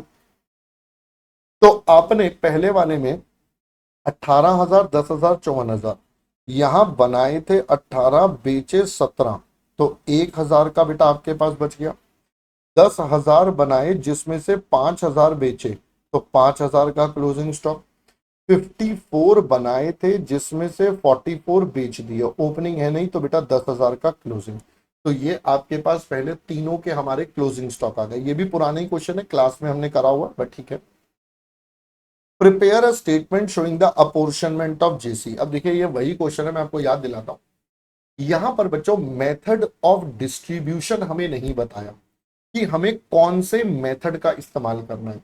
अब नहीं बताया तो आपकी मर्जी है, आप चाहो तो सेल्स एट स्प्लिट ऑफ ले सकते हो, आप चाहो तो फिजिकल क्वांटिटी मेथड ले सकते हो, आप चाहो तो एनआरवी का मेथड भी ले सकते हो। भाई देखो यहां पर क्वेश्चन साइलेंट है, तो क्वेश्चन साइलेंट है तो हम कुछ भी कर सकते हैं। ऑल्दो हमें क्लास में याद है एग्जामिनर ने यहाँ पर पहले पुराना क्वेश्चन है, क्यों एग्जामिनर ने यहाँ पर sale value at split off वाला लगाया हुआ है ना। बट मैंने आपको क्लास में बोला था आप कुछ और मेथड लगाएंगे, आपका आंसर बदल जाएगा, but that would be totally fine, क्योंकि यहाँ क्वेश्चन साइलेंट है, there is no data about कौन सा मेथड यहाँ लगाना है। ठीक है, तो अपन यहां से देख लेते हैं हम, हमारे पास इसका सॉल्यूशन ये रहा। तो बेटा ये रहा हमारा आउटपुट, क्योंकि ये प्रोडक्शन कॉस्ट पर है, ये हमेशा प्रोडक्शन पर लगता है। Sale value at split off निकाल लिया, 50, 40, 10, ये रेट बेटा हमें यहाँ पर गिवन है, और इंस्टीट्यूट ने इसी रेशो में आपका जेसी को बांट दिया। फिर आपको बोला है स्टेप 2 में आपसे क्या पूछ रहा है, present a statement showing cost per KG each product indicating JC and FPC and total cost separately. तो आपको जेसी, एफपीसी और टोटल कॉस्ट का बेटा क्लियर क्लियर बाइफरकेशन देना है। देखिए अब जरा, पहले ये हमारा जेसी है बेटा, ये इतने यूनिट्स पर है, तो पर यूनिट निकल जाएगा डिवाइड करके, ये देखिए 35, 28, 7। सिमिलरली हमारे पास एफपीसी भी बन जाएगा, सब प्रोडक्शन पर लगेगा, क्योंकि प्रोडक्शन की कॉस्ट प्रोडक्शन पर है, तो ये आपका टोटल कॉस्ट निकल गया। Next, prepare a statement showing the product wise and total profit for the period. अब आपको प्रॉफिटेबिलिटी निकालनी है। देखिए बेटा प्रॉफिटेबिलिटी अपन कैसे निकालते हैं, सेल्स माइनस सीओजीएस, तो पहले सेल्स लेंगे फिर सीओजीएस और आपका काम खत्म। तो आपके पास पहले तो सेल्स कितना है, ये आपका सेल्स है। इन्होंने थोड़ा डिफरेंट तरीका करा, मैं आपको सिंपल तरीका बताता हूँ। सेल्स वैल्यू आपके पास आ चुकी है, अब आप यहां से डायरेक्ट निकाल लेते हैं बेटा सीओजीएस। सीओजीएस कैसे निकल जाएगा सर, एक प्रोडक्ट की कॉस्ट मुझे पता है, ओपनिंग मेरे पास कुछ है नहीं, तो जितने बेचे बेटा उसको मल्टीप्लाई कर दो, कितने हैं आपके 17, 5 और 44, तो आप सीधा सीधा कर दोगे 17,000 into this, 5,000 into this, 44,000 into this. आप बेटा अपना सीओजीएस यहां से निकाल लो, तो 17,000 इंटू 45, ये आता है 7,65,000। ठीक है, और आप यहाँ से अपना प्रॉफिट भी निकाल सकते हो। आपके पास था 12,24,000, 1224 माइनस करके आपका वापस से आता है 4,59,000। अब चेक कर लीजिए बेटा एग्जैक्टली। मैं इसको मार्क कर लेता हूँ ए, ये मेरा हो जाएगा बी, तो ये हो जाएगा सीधा सीधा ए माइनस। या आप एक और तरीका कर सकते हैं, क्योंकि हम यहाँ कॉस्ट पर केजी पहले निकाल चुके हैं इसलिए मैंने ऐसे कर दिया। आप ऐसे भी कर सकते हैं, पहले आप ये दोनों लिखेंगे प्रोडक्शन कॉस्ट और जेसी, और इसमें से माइनस करेंगे अपना क्लोजिंग स्टॉक। तो पहले वाले का क्लोजिंग स्टॉक की यूनिट्स हमारे पास थी 1,000, तो 1,000 पहले वाले की यूनिट्स हैं, और इसको आप वैल्यू कर दोगे 45 पर, ये भी आ जाएगा। ये माइनस करके भी सीओजीएस आ जाएगा। तो बेटा यहाँ पर मल्टीपल ऑप्शन है सीओजीएस निकालने के। सबसे आसान तरीका यही है, क्योंकि हम एक यूनिट की कॉस्ट निकाल चुके हैं, ओपनिंग हमारे पास है नहीं, तो सीओपी और सीओजीएस पर यूनिट दोनों बराबर होंगे। ये हमारा सीओपी है और सीओजीएस पर यूनिट बराबर होंगे, क्योंकि ओपनिंग नहीं है। तो बेटा ये हमारा सीओजीएस निकल गया सब जगह से। आप करोगे एग्जैक्टली सेम प्रॉफिट बेटा, आपका तीनों जगह आ जाएगा।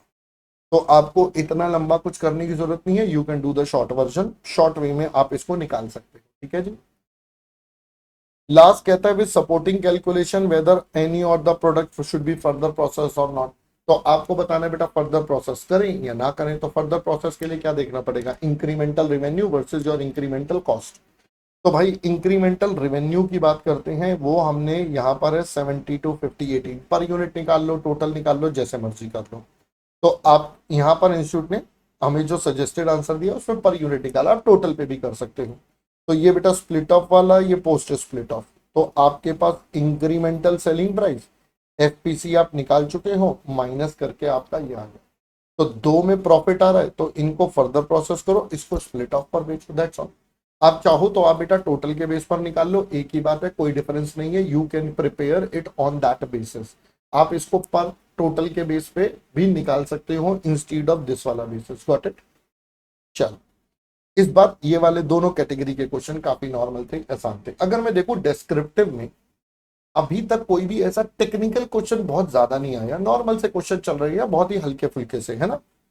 चलिए सर्विस कॉस्टिंग भी आ गया, देखते हैं क्या कहता है। Due to frequent power cuts and inconsistent water supply from the electricity board, Anju Manufacturing Private Limited, a mid-sized engineering goods manufactured based in Pune, decided to set up its own captive power generation plant. Low ji, power वाला आ गया आपके पास। Plant is critical for ensuring uninterrupted production across its two major unit. Unit 1 industry machinery बनाती है, highly power intensive है। Agriculture equipment बनाती है, moderate load है। Factory operations heavily depend on continuous electricity and water supply for running CNC machines. Foundry operations, welding units and assembly lines. Any electricity failure leads to major production delays, idle labor costs, penalties from clients due to late deliveries. After analyzing the risk of depending entirely on the electricity board, company's BOD approved a proposal to invest in a dedicated steam boiler and power generation plant with in the factory. अभी तक तो सिर्फ कहानी सुना रहा है कि company बेटा एक ये प्लांट का सोच रही है लगाने का। Following information has been taken from the records in connection with the generation of power. तो भाई पहले देखो, आपको एग्जामिनर ने दो बता दिए, एक स्टीम बॉयलर है, एक पावर जनरेशन है, तो दो अलग अलग चीजें हैं। तो पहले जनरेशन ऑफ पावर के लिए बता रहा है, कोल लगेगा 1800 टन 230 का। तो यानी कि टोटल बेटा कोल हमारे पास आ गया 4,14,000 रुपए का। फ्रेट एंड हैंडलिंग चार्जेस 7% हो जाएगा, तो इसी का 7% निकाल देंगे, 28,980 आ गया। 15 टन ऑयल है 4,500 रुपए का, ये भी ले लेते हैं कॉस्ट में, 67,500। वाटर लगेगा बेटा 80,000 इंटू 0.07 का 5,600। स्टीम बॉयलर 50 लाख का है, 2 लाख की है वैल्यू, तो यहां से बेटा इसका डेप्रिसिएशन निकल आएगा। 50 लाख 2 लाख डिवाइडेड बाय 10, तो अपने पास बेटा एक साल का आ गया, हमें तो एक मंथ का चाहिए, तो डिवाइडेड बाय 12, तो 48 लाख डिवाइड बाय 120 हो जाएगा, यानी कि 40,000 रुपए का बेटा ये अमाउंट आ गया। सैलरीज एंड वेजेस आ गए, इनको सबको सैलरी देनी है, आइए देखते हैं। तो 15 स्किल्ड वर्कर हैं, 1,300 के हिसाब से 19,500, ये बेटा 33 हो जाएगा मल्टीप्लाई करके 45,000। Recovery on account of sale of ashes 115 150 ton 60 रुपए के हिसाब से। बेटा ये माइनस का 9,000 आएगा क्योंकि आपकी रिकवरी हो रही है, आपके पास पैसा वापस आ रहा है। Okay. Salary and wages of generating station, लो जी अब ये एक और आ गया जनरेटिंग स्टेशन। ये इसके भी खर्चे दे दिए तो 1272 के आगे 000, ये हो जाएगा 20 के आगे 000, ये करना पड़ेगा 850 इंटू 30। बेटा ये आता है 25,500 का अमाउंट। ये सीधे सीधे अमाउंट्स आपको दे रखे हैं जो भी खर्चे हैं। Total number of units generated before loss 2 lakh, तो 2 लाख यूनिट्स अपन ने इन टोटल जनरेट करी है। नॉर्मल लॉस आपके पास है 3,000 यूनिट्स का, तो आपके पास बचेंगी कितनी यहां से 1,97,000 टेक्निकली। आगे कहता है electricity purchased from grid to meet emergency requirement, तो बेटा ये आपको खरीदनी है तो 30,000 रुपए का तो खर्चा है। अब आपके पास 2 लाख यूनिट थी, 3,000 का नॉर्मल लॉस है, 5,000 आपने और खरीद ली है। 10% of the effective units are used internally by the department. अब 10% इफेक्टिव यूनिट जो है वो इंटरनली यूज हो जाएंगी, तो इस्तेमाल के लिए कितनी बचेंगी। Purchase electricity are not subject to any loss, तो कह रहा है ये जो हमने 5,000 खरीदा इस पे कोई लॉस नहीं है, तो लॉस हमने पहले ही एडजस्ट कर दिया। Emergency purchase unit should be added to the units available for use, तो आपको इसको ऐड भी करना है। मैं वही देखने वाला था कि हमें सिर्फ 197 पर लगाना है या कितने पर, तो बेटा ये हो जाएगा 2,02,000। इसमें से 10% आप माइनस कर दो क्योंकि वो आपका इंटरनल यूज हो जाएगा। 181,800 आपके बेटा ये बच गए इफेक्टिव यूनिट्स। ये अपने पास इन टोटल बच चुके हैं बेटा हमारे इफेक्टिव यूनिट्स। ठीक है। Calculate the total cost of generated and the electricity cost per unit, तो बेटा अब ये देखो कुछ नहीं करना, सारे खर्चे हैं उठा के बस हमें लिखने हैं। ये देखिए कोल आ गया बेटा मल्टीप्लाई फ्रेट लोडिंग, ऑयल का अमाउंट आ गया, देन वाटर कंज्यूम्ड आ गया, ये डेप्रिसिएशन है, वर्कर की सैलरी रिकवरी माइनस हो गया, देन फिर सैलरी और जितने खर्चे गिवन थे वो सारे, इलेक्ट्रिसिटी परचेज के 30,000, सब मिलाकर बेटा ये टोटल कॉस्ट। यूनिट्स अवेलेबल हमने निकाल लिया 181,800 इफेक्टिव, तो आपका पर यूनिट। देखिए बेटा दैट्स ऑल, कितना सिंपल सा क्वेश्चन था।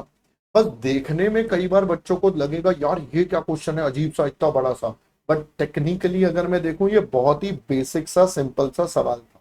ठीक है। यस मैं इसको कहूंगा थोड़ा नया क्वेश्चन आया, हाँ मतलब पुराने टाइप से थोड़ा डिफरेंट आया, yes it's a new one. ठीक है बेटा।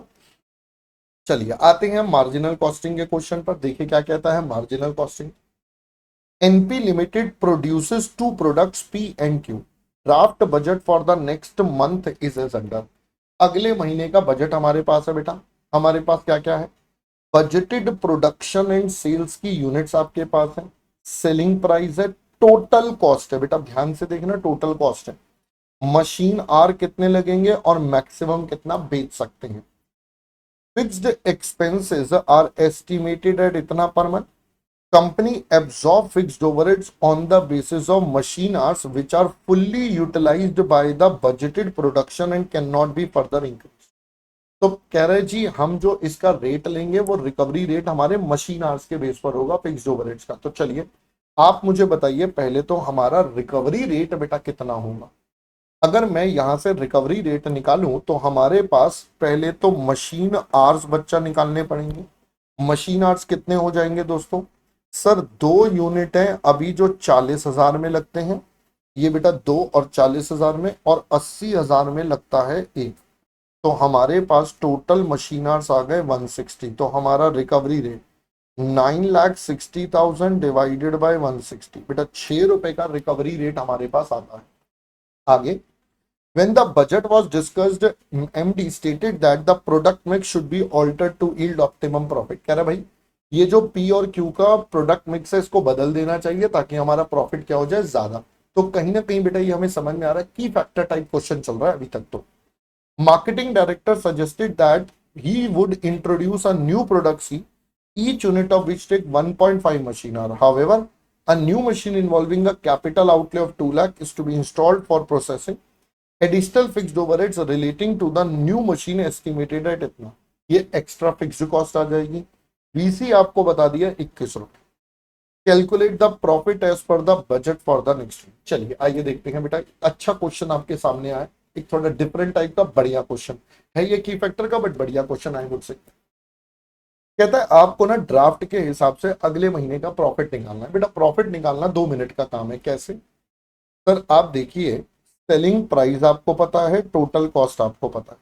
तो मैं अगर यहां से देखूं, मेरा प्रॉफिट बेटा 5 रुपए का, यहां से 10 रुपए का, तो सीधा सीधा कैलकुलेशन करेंगे 40,000 इंटू 5 रुपए, 80,000 इंटू 10 रुपए, मेरा प्रॉफिट मेरे पास है। That's all. तो अगर मैं प्रॉफिट की बात करूं, मैं शॉर्ट में बता रहा हूं बस, अभी बाकी हम करके दिखाएंगे अभी आपको। 40,000 पहले वाले का है 5 रुपए का, और 80,000 इंटू 10 रुपए दूसरे वाले का। That's all. तो अगर हम देखें बेटा, हमारा प्रॉफिट कितना आता है, हमारा टोटल प्रॉफिट आ गया 10 लाख। काम खत्म हो गया। कहता है revise the product mix based on the data given for P and Q to yield optimum profit. अब आया मेन पॉइंट। कह रहा भाई देखो, हमें ना ये चाहिए कि पी और क्यू का आप ना दोबारा से डेटा रिवाइज करो और उसका प्रॉफिट मैक्सिमाइज करो। अब देखिए प्रोडक्ट मिक्स रिवाइज करना है, यहाँ पर कांस्टेंट क्या चल रहा है? कांस्टेंट है मशीन आवर्स, क्योंकि क्वेश्चन ने बोला can not be further increase. तो भाई मशीन आवर्स है, तो मुझे अब निकालना पड़ेगा कॉन्ट्रीब्यूशन पर यूनिट ऑफ मशीन आवर्स। अब दोस्तों समस्या ये है कि यहां पर कोई डेटा ही नहीं है कॉन्ट्रीब्यूशन का, there is no data contribution. तो सर कॉन्ट्रीब्यूशन कैसे निकलेगा? चलिए आइए समझते हैं। बच्चा यहां पर सबसे पहला इंपॉर्टेंट पॉइंट यही है, अगर मैं आपसे बात करूं कंट्रीब्यूशन पर यूनिट की, पहले इफ आई टॉक अबाउट एक यूनिट का कंट्रीब्यूशन, बेटा एक यूनिट का कंट्रीब्यूशन कैसे? अब मेरे को वीसी और एफसी का डेटा तो है नहीं, तो मैं अब क्या करूं बेटा? मैं इसको कह सकता हूं इट इज प्रॉफिट में आप जोड़ लो। एक तरीका, सबसे पहले आप क्या कर लो, या तो प्रॉफिट और एफसी को जोड़ लो, एक तरीका। दूसरा तरीका, टोटल कॉस्ट आपके पास है एक यूनिट का, फिक्स्ड ओवरहेड आपको पर आर का पता है, तो आप फिक्स्ड ओवरहेड पर यूनिट निकाल सकते हो। 6 रुपए 1 घंटे के, 2 घंटे 12 रुपए, 6 रुपए 1 घंटे के 1 रुपए। तो अब आपके पास दो रास्ते हैं, या तो इसमें से ये वाला माइनस करके आप क्या निकाल लो अपना, पहले वीसी, फिर सेलिंग प्राइस में से माइनस करो तो कंट्रीब्यूशन, एक तरीका। सिमिलरली बेटा यहां से आप ये माइनस करके आपके पास क्या निकल जाएगा, आपके पास बेटा वीसी और फिर आपके पास कंट्रीब्यूशन। मैं दूसरे तरीके से देखता हूं। देखिए बेटा, हम कह सकते हैं प्रॉफिट है 5 रुपए का और फिक्स्ड ओवरहेड्स है 12, तो 17 रुपए का आपका निकल गया ये डेटा।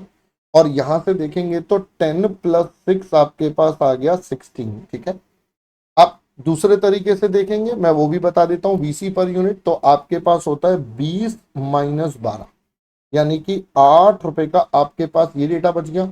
यहां से करोगे आपके पास 40 माइनस 6 24, तो अब आप ऐसे देख लीजिए 25 माइनस 8 फिर से 17, 50 माइनस 24 फिर से 16। ठीक है जी, आप जैसे, सॉरी ये 34 है, मैंने 24 लिख दिया। हाँ, तो आप चाहो तो वीसी निकाल के फिर कंट्रीब्यूशन निकाल लो, या प्रॉफिट प्लस एफसी, जैसे मर्जी कर लो। बट ये एक अच्छा पॉइंट है सबसे पहला कि कंट्रीब्यूशन ही कैसे निकलेगा, आधा तो यहीं पे घूम जाएगा बच्चा। तो आई होप पहले इतना फंडा क्लियर हो गया। अब उसके बाद बेटा मेरे को तो क्या चाहिए, मेरे को चाहिए कंट्रीब्यूशन पर मशीन आर, मेरे की फैक्टर के टर्म्स में। तो 17/2 ये कितना होता है बेटा, ये आता है 8.5, 16/1 ये आता है 16। तो ऑब्वियसली इसकी रैंकिंग 1 हो गई, इसकी रैंकिंग 2। अब क्यू की रैंकिंग 1 है, तो हम सबसे पहले क्यू बनाएंगे। कितना सर? ये बन सकता है 1 लाख। तो भाई मैं अब अपना प्रोडक्ट मिक्स आपके साथ बनाऊं, तो सबसे पहले क्यू कितना, 1 लाख, एक में लगता है 1, तो 1 लाख 8 तो यहाँ पर यूज हो गए। हमारे पास टोटल अवेलेबल है 1,60,000, तो बच गए बेटा 60,000, जिससे हम बनाएंगे पी। एक में 2 लगते हैं, तो 60,000 में आप कितने बना पाओगे? 60,000 में सर हम 30,000 यूनिट्स बना पाएंगे। तो ये हमारा ऑप्टिमम प्रोडक्ट मिक्स बनेगा, 1 लाख क्यू और इतना। यहां पर अगर मुझे प्रॉफिट भी निकालना है, तो 1 लाख करेंगे और इस पे कंट्रीब्यूशन पर यूनिट का है बेटा 16 रुपए, यहाँ पर आपके पास है 17 रुपए। ये आपका टोटल कंट्रीब्यूशन 16 लाख, 17 × 0.3 ये आता है बेटा 5.1 लाख। तो कुल मिलाकर 21.10 लाख। FC माइनस कर देते हैं 960 का, 960 था ना, हाँ जी, 960 का FC माइनस करेंगे तो आपके पास बचता है प्रॉफिट बेटा 1150 का। देखिए पहले हम प्रॉफिट कमा रहे थे कितना बेटा 10 लाख, अब हम कितना कमा रहे हैं 11.5। प्रॉफिट बढ़ गया, हम यही तो चाहते थे, हम यही तो चाहते थे। तो एक और बढ़िया क्वेश्चन देखो, बस इसमें मेन पॉइंट क्या था, मेन पॉइंट था कि कंट्रीब्यूशन या वीसी कैसे निकलेगा, that was the main point of the question. बाकी तो कुछ भी नहीं था, बाकी आपको पहले से आता है, बट अच्छे तरीके से थोड़ा डिफरेंट ट्विस्ट एंड टर्न के साथ दिया गया, मजा आया। Last, company decides to discontinue either P or Q. कह रहा पी या क्यू में से कोई एक डिसकंटिन्यू कर दो, which ever is giving lower profit. तो ऑब्वियसली बेटा पी को करेंगे क्योंकि क्यू तो हमें ज्यादा प्रॉफिट दे रहा था। And proposes to substitute C, fix the selling price of C in such a way to yield 15% return on capital beside maintaining the same overall profit जो आपने अभी estimate करा। ठीक है सर, चलिए देखते हैं अब यहाँ पर कैलकुलेशन बेटा कैसे करेंगे। अगर दोस्तों हम यहाँ पर कैलकुलेशन आपके साथ करें तो देखिए बच्चा कैसे कैसे होगा। अब देखिए सबसे पहले सी की अगर मैं बात करूं तो सी से हमें सेलिंग प्राइस निकालना है। पहले तो सी के यूनिट्स कितने बन पाएंगे वो देख लेते हैं। तो आपके पास 1 लाख, आपने 1,60,000 टोटल थे, 1 लाख आपने क्यू लगा दिए तो 60,000 बचेंगे सी के लिए, 60,000 बचेंगे। एक में 1.5 लगता, यहां बोला था बेटा एक प्रोडक्ट में 1.5, तो बेटा 60,000 में आप बना पाएंगे सिर्फ 40,000 यूनिट्स। ठीक है, पहले तो नंबर ऑफ यूनिट्स क्लियर। अब इसका सेल्स का अमाउंट, सेल्स का अमाउंट कैसे निकालें। देखिए बेटा सबसे पहले तो हम इससे वीसी के पैसे लेंगे। वेरिएबल कॉस्ट इसका कितना है, यहां बताया था आपको, ये रहा। वेरिएबल कॉस्ट आपके पास है 21 रुपए का। तो बाबू 40,000 यूनिट के 21 रुपए के हिसाब से आप सबसे पहले पैसे चार्ज करेंगे। 8,40,000 तो एक ये आ गया, साथ साथ आपके पास 60,000 का फिक्स्ड कॉस्ट एक्स्ट्रा आ रहा है। फिर आपको एग्जामिनर ने बोला 15% return on additional capital. Capital कितना लगाया था 2 लाख रुपए का, तो यहां पर लिख देते हैं return on capital, return on capital. तो 2 लाख का 15% आपको ये भी चाहिए, यानी कि 30,000 रुपए, 30,000 ही आएगा ना, 2 लाख का 15%, हाँ जी 30,000 रुपए की बेटा ये भी रिकवरी चाहिए। आगे क्या बोलता है, आगे कहता है सर इसके अलावा मुझे सेम ओवरऑल प्रॉफिट चाहिए। सेम ओवरऑल प्रॉफिट मतलब अब हमें 11,50,000 रुपए कमाने हैं। ध्यान से सुनिएगा, 11,50 कमाने हैं, 960 की फिक्स्ड है, तो मेरा कंट्रीब्यूशन 21,10,000 का होना चाहिए। इसमें से क्यू तो एज इट इज है, हम क्यू में तो कोई छेड़छाड़ कर नहीं रहे, तो बेटा हम छेड़छाड़ क्या कर रहे हैं, पी की जगह सी लेकर आ रहे हैं। तो यानी कि अब मैं चाहूंगा मेरा सी मुझे 5,10,000 रुपए कमा के दे, मैं चाहूंगा मेरा प्रोडक्ट सी 5,10,000 रुपए कमा के दे। ये जो कंट्रीब्यूशन कमाएगा ये मेरे को चाहिए। तो भैया ये तो मेरी कॉस्ट है ना, इससे मुझे मेरा रिक्वायर्ड कंट्रीब्यूशन चाहिए 5,10,000 रुपए का। तो ये मेरी फिक्स्ड कॉस्ट और वीसी आ गई, ये मुझे एक तरह से मेरा कंट्रीब्यूशन। तो बेटा मेरे पास क्या निकल के आ जाएगा, सेल वैल्यू निकल कर आ जाएगी। यहां से मेरे पास सेल वैल्यू, सर ये एडिशनल एफसी है, याद रखना कई बच्चे कंफ्यूज होते हैं, सर एडिशनल एफसी प्रॉफिट है ना, सेल्स में सारी कॉस्ट आती है, कंट्रीब्यूशन वीसी से सब कुछ जुड़ता है। तो भैया ये मेरा कॉस्ट हो गया, ये मेरे को प्रॉफिट चाहिए इससे एक्स्ट्रा, तो ये सब मिलाकर मेरा रिक्वायर्ड सेल्स बन जाएगा। तो रिक्वायर्ड सेल्स आपके पास आता है 14,40,000 का, ये आपके पास रिक्वायर्ड सेल्स आ गया। भाई इतना आपको पैसा चाहिए, अब इतना पैसा आपको चाहिए तो अब आप इसकी कैलकुलेशन कर लो। यूनिट्स आपके पास है बेटा 40,000 का, तो आप डिवाइड करोगे आपके पास आ जाएगा एसपी पर यूनिट। ठीक है जी। अब देखिए यहां पर एक जो गड़बड़ होती है, क्या होती है, हमें ये सारा डेटा कैसे गिवन था बेटा, मंथली। हमें यहां पर ये सारा डेटा मंथली था। गड़बड़ क्या होती है बताता हूं, ये देखिए आपके पास आपको बोला 15% रिटर्न चाहिए। अब देखिए यहाँ पर वैसे बोला नहीं है 15% रिटर्न ये एनुअल है या मंथली है, बट जनरली हम ये मानते हैं कि ये जो रिटर्न होती है ये जनरली कैसे होती है बेटा, एनुअल बेसिस पर होती है। अगर आप मानते हो ये मंथली रिटर्न है तो बेटा ये आपका आंसर है। अगर आप मानते हो ये 15% बेटा एनुअल रिटर्न है, अगर ये आप एनुअल रिटर्न मानोगे तो ये आपका डिवाइडेड बाय 12 हो जाएगा। तो उस केस में आपका आंसर थोड़ा डिफरेंट आएगा, इस केस में आंसर बेटा थोड़ा सा डिफरेंट आएगा। तो यहां से आता है 36। यहां पर एज सच कुछ बोला नहीं है तो आप इसे मंथली एनुअली जो आप एज्यूम करना चाहते हैं अपने पास कर सकते हैं। चलिए ये था हमारा पूरा आंसर, एक बार सॉल्यूशन देख लेते हैं। ये रहा बेटा सबसे पहले profit for the next month 40,000 80,000 total 25 20 5, हमने भी यही निकाला था 2 8 10 हमने डायरेक्ट निकाल दिया था, यहाँ थोड़ी प्रेजेंटेशन कर दी है। देन मशीन आवर्स की कैलकुलेशन टोटल 160 हो गई, ये हमारा रिकवरी रेट निकल गया, ये हमारा पर यूनिट का आ गया बेटा एफसी प्लस प्रॉफिट करा। मैंने आपको दोनों तरीके बताए, दोनों में से कोई भी यूज कर सकते हैं। देन प्रोडक्ट वाइज कंट्रीब्यूशन आ गया आपका पर लेबर आवर का, तो ऑब्वियसली क्यू बेटर है, तो यहां से आ गया क्यू के 1 लाख, पी के 30,000, टोटल 11,50,000। हमने बेटा ये जो लिखा है इसको टेबल में बना के कर दिया था, आपको समझा दिया। फिर अगेन प्रोडक्ट पी का है आपके पास, वीसी आपको लेना है, एफसी है, ये देखो यहाँ पर इन्होंने मंथली माना है तो इन्होंने डिवाइड बाय 12 कर दिया, वहां लिखा नहीं है तो मैं एनुअली मान के कर रहा हूँ, आप जैसे चाहे वैसे कर सकते हैं। ठीक है बेटा, सेलिंग प्राइस इनका अलग आएगा, ऑब्वियसली मेरा थोड़ा डिफरेंट आएगा बिकॉज ऑफ दिस नंबर। ठीक है जी, ये वाला क्वेश्चन भी डन हो गया। चल अगला क्वेश्चन है बजट का, लीजिए बजट एंड बजटरी कंट्रोल का question. Company has carefully analyzed market range and consumer behavior to project its sales for the upcoming year as below। तो सेल्स आपको 4 क्वार्टर का दे दिया है information, opening stock, finish goods, closing stock. बेटा यहीं से पढ़ के समझ में आ गया प्रोडक्शन का पैटर्न। तो आपको 2 तरीके करवाए थे, जहां पर स्टॉक लिंक करता है या प्रोडक्शन का पैटर्न, तो प्रोडक्शन के पैटर्न वाला है। आपको पूरे साल की सेल्स है, ओपनिंग है, क्लोजिंग है, तो आप एनुअल प्रोडक्शन निकाल लोगे, यहां से जितना निकलेगा बाकी बैलेंसिंग फिगर। सेम क्वेश्चन हमने क्लास में करा हुआ है। Closing stock current year 25% of the next quarter, वैसे ये भी आपको कंडीशन बता दी है। ठीक है, further information regarding stock of raw material, opening stock raw material, closing stock. Each unit require 4 kg, company plans annual requirement during the first 3 quarter. ये बेटा इतना इतना इतना इतना, सेम क्वेश्चन हमने क्लास में करा हुआ, यहाँ नंबर्स बदले हुए बस। सेम क्वेश्चन बेटा अपन ने करा हुआ, बल्कि इसके अंदर हमने फीफो वाला स्टोर लेजर भी बनाया था, यहाँ वो नहीं बनाना।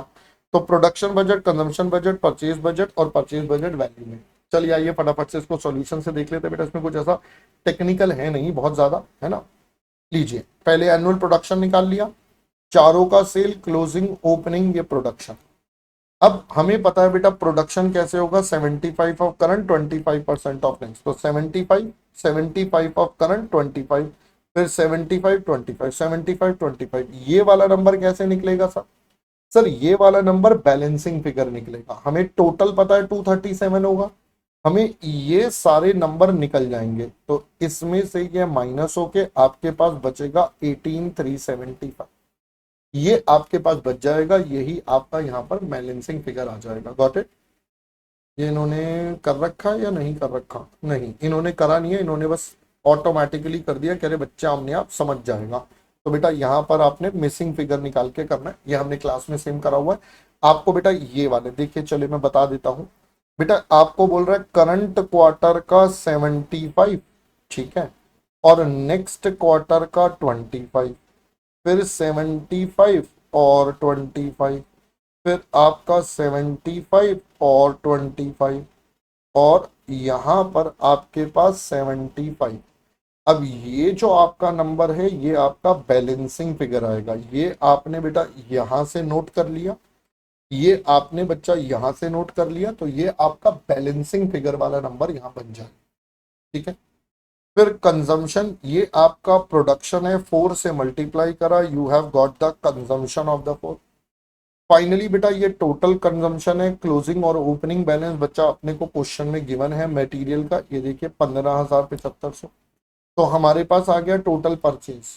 टोटल परचेज का परसेंटेज आपको गिवन है कि आपको 25 50 25 लेना है, और ये रेट पर है, तो आपका क्वांटिटी और अमाउंट दोनों का बजट बन गया। Got it? ये बेटा बहुत ही बेसिक सा क्वेश्चन था, हम ऑलरेडी इस टाइप के क्वेश्चन क्लास में कर चुके हैं, मतलब इसमें कोई नया पॉइंट नहीं है। ठीक है जी। चलो थ्योरी देख लेते हैं। कहता है दो cost accounting and management accounting are use synonymously but there are few difficulties, enumerate any 5 differences. तो 5 डिफरेंसेस आपको बताने हैं। A manufacturing company based in India planning to transition from its traditional to ABC in order to improve cost accuracy and gain better insight into product profitability. Given the company's diverse product portfolio and the complexity of the process, the implementation of ABC is expected to provide more precise allocation of overheads. जी हाँ, बिल्कुल ठीक कह रहा है। Suggest a key practical stages involved in implementation. तो ABC implementation के steps पूछ रहा है। Fixed budget does not change with actual volume. However, flexible budget can recast on the basis of activity. Discuss other differences between these two type of budget. तो fixed और flexible budget का difference है। आपसे cost unit पूछ रहा है बेटा, ये मैंने आपको बोला भी था कि ये काफी इंपॉर्टेंट पार्ट रहता है। तो ये जनरल क्वेश्चन है बेटा, आपके कुछ ऐसा टेक्निकल इसमें है नहीं जो आपको कुछ समझना है। ठीक है, तो दोस्तों यहां पर आकर हमारा ये वाला सारा का सारा आरटीपी कंप्लीट हुआ। अगर हम इसको ध्यान से सोचे तो मार्जिनल कॉस्टिंग के एक दो क्वेश्चन अच्छे थे। यस, पहला स्टैंडर्ड कॉस्टिंग का मिसिंग फिगर वाला क्वेश्चन भी आप अच्छा कह सकते हो। बाकी जनरल पेपर था, जो हमारे क्वेश्चन से वो लगभग सारे रिपीटेड थे, कुछ भी ऐसा नहीं था वो बहुत ज्यादा नया हो। बट यस, एक दो पॉइंट्स नए थे जो अच्छे थे, हमें समझने चाहिए कि एग्जामिनर हमारे साथ कई बार प्रेजेंटेशन और चीजों में पंगे लेके आपको परेशान कर सकता है आपके एग्जाम के लिए। So you have to be ready for that. ऐसा नहीं है कि आप रेडी नहीं रहेंगे। ठीक है, चलिए अभी के लिए मेरी तरफ से that's all for this session. See you guys soon in our another session. Till that time bye bye and पढ़ते रहें, आगे बढ़ते रहें, क्योंकि अंत में आपके पास सिर्फ पढ़ाई काम आओगी। बाय बाय दोस्तों।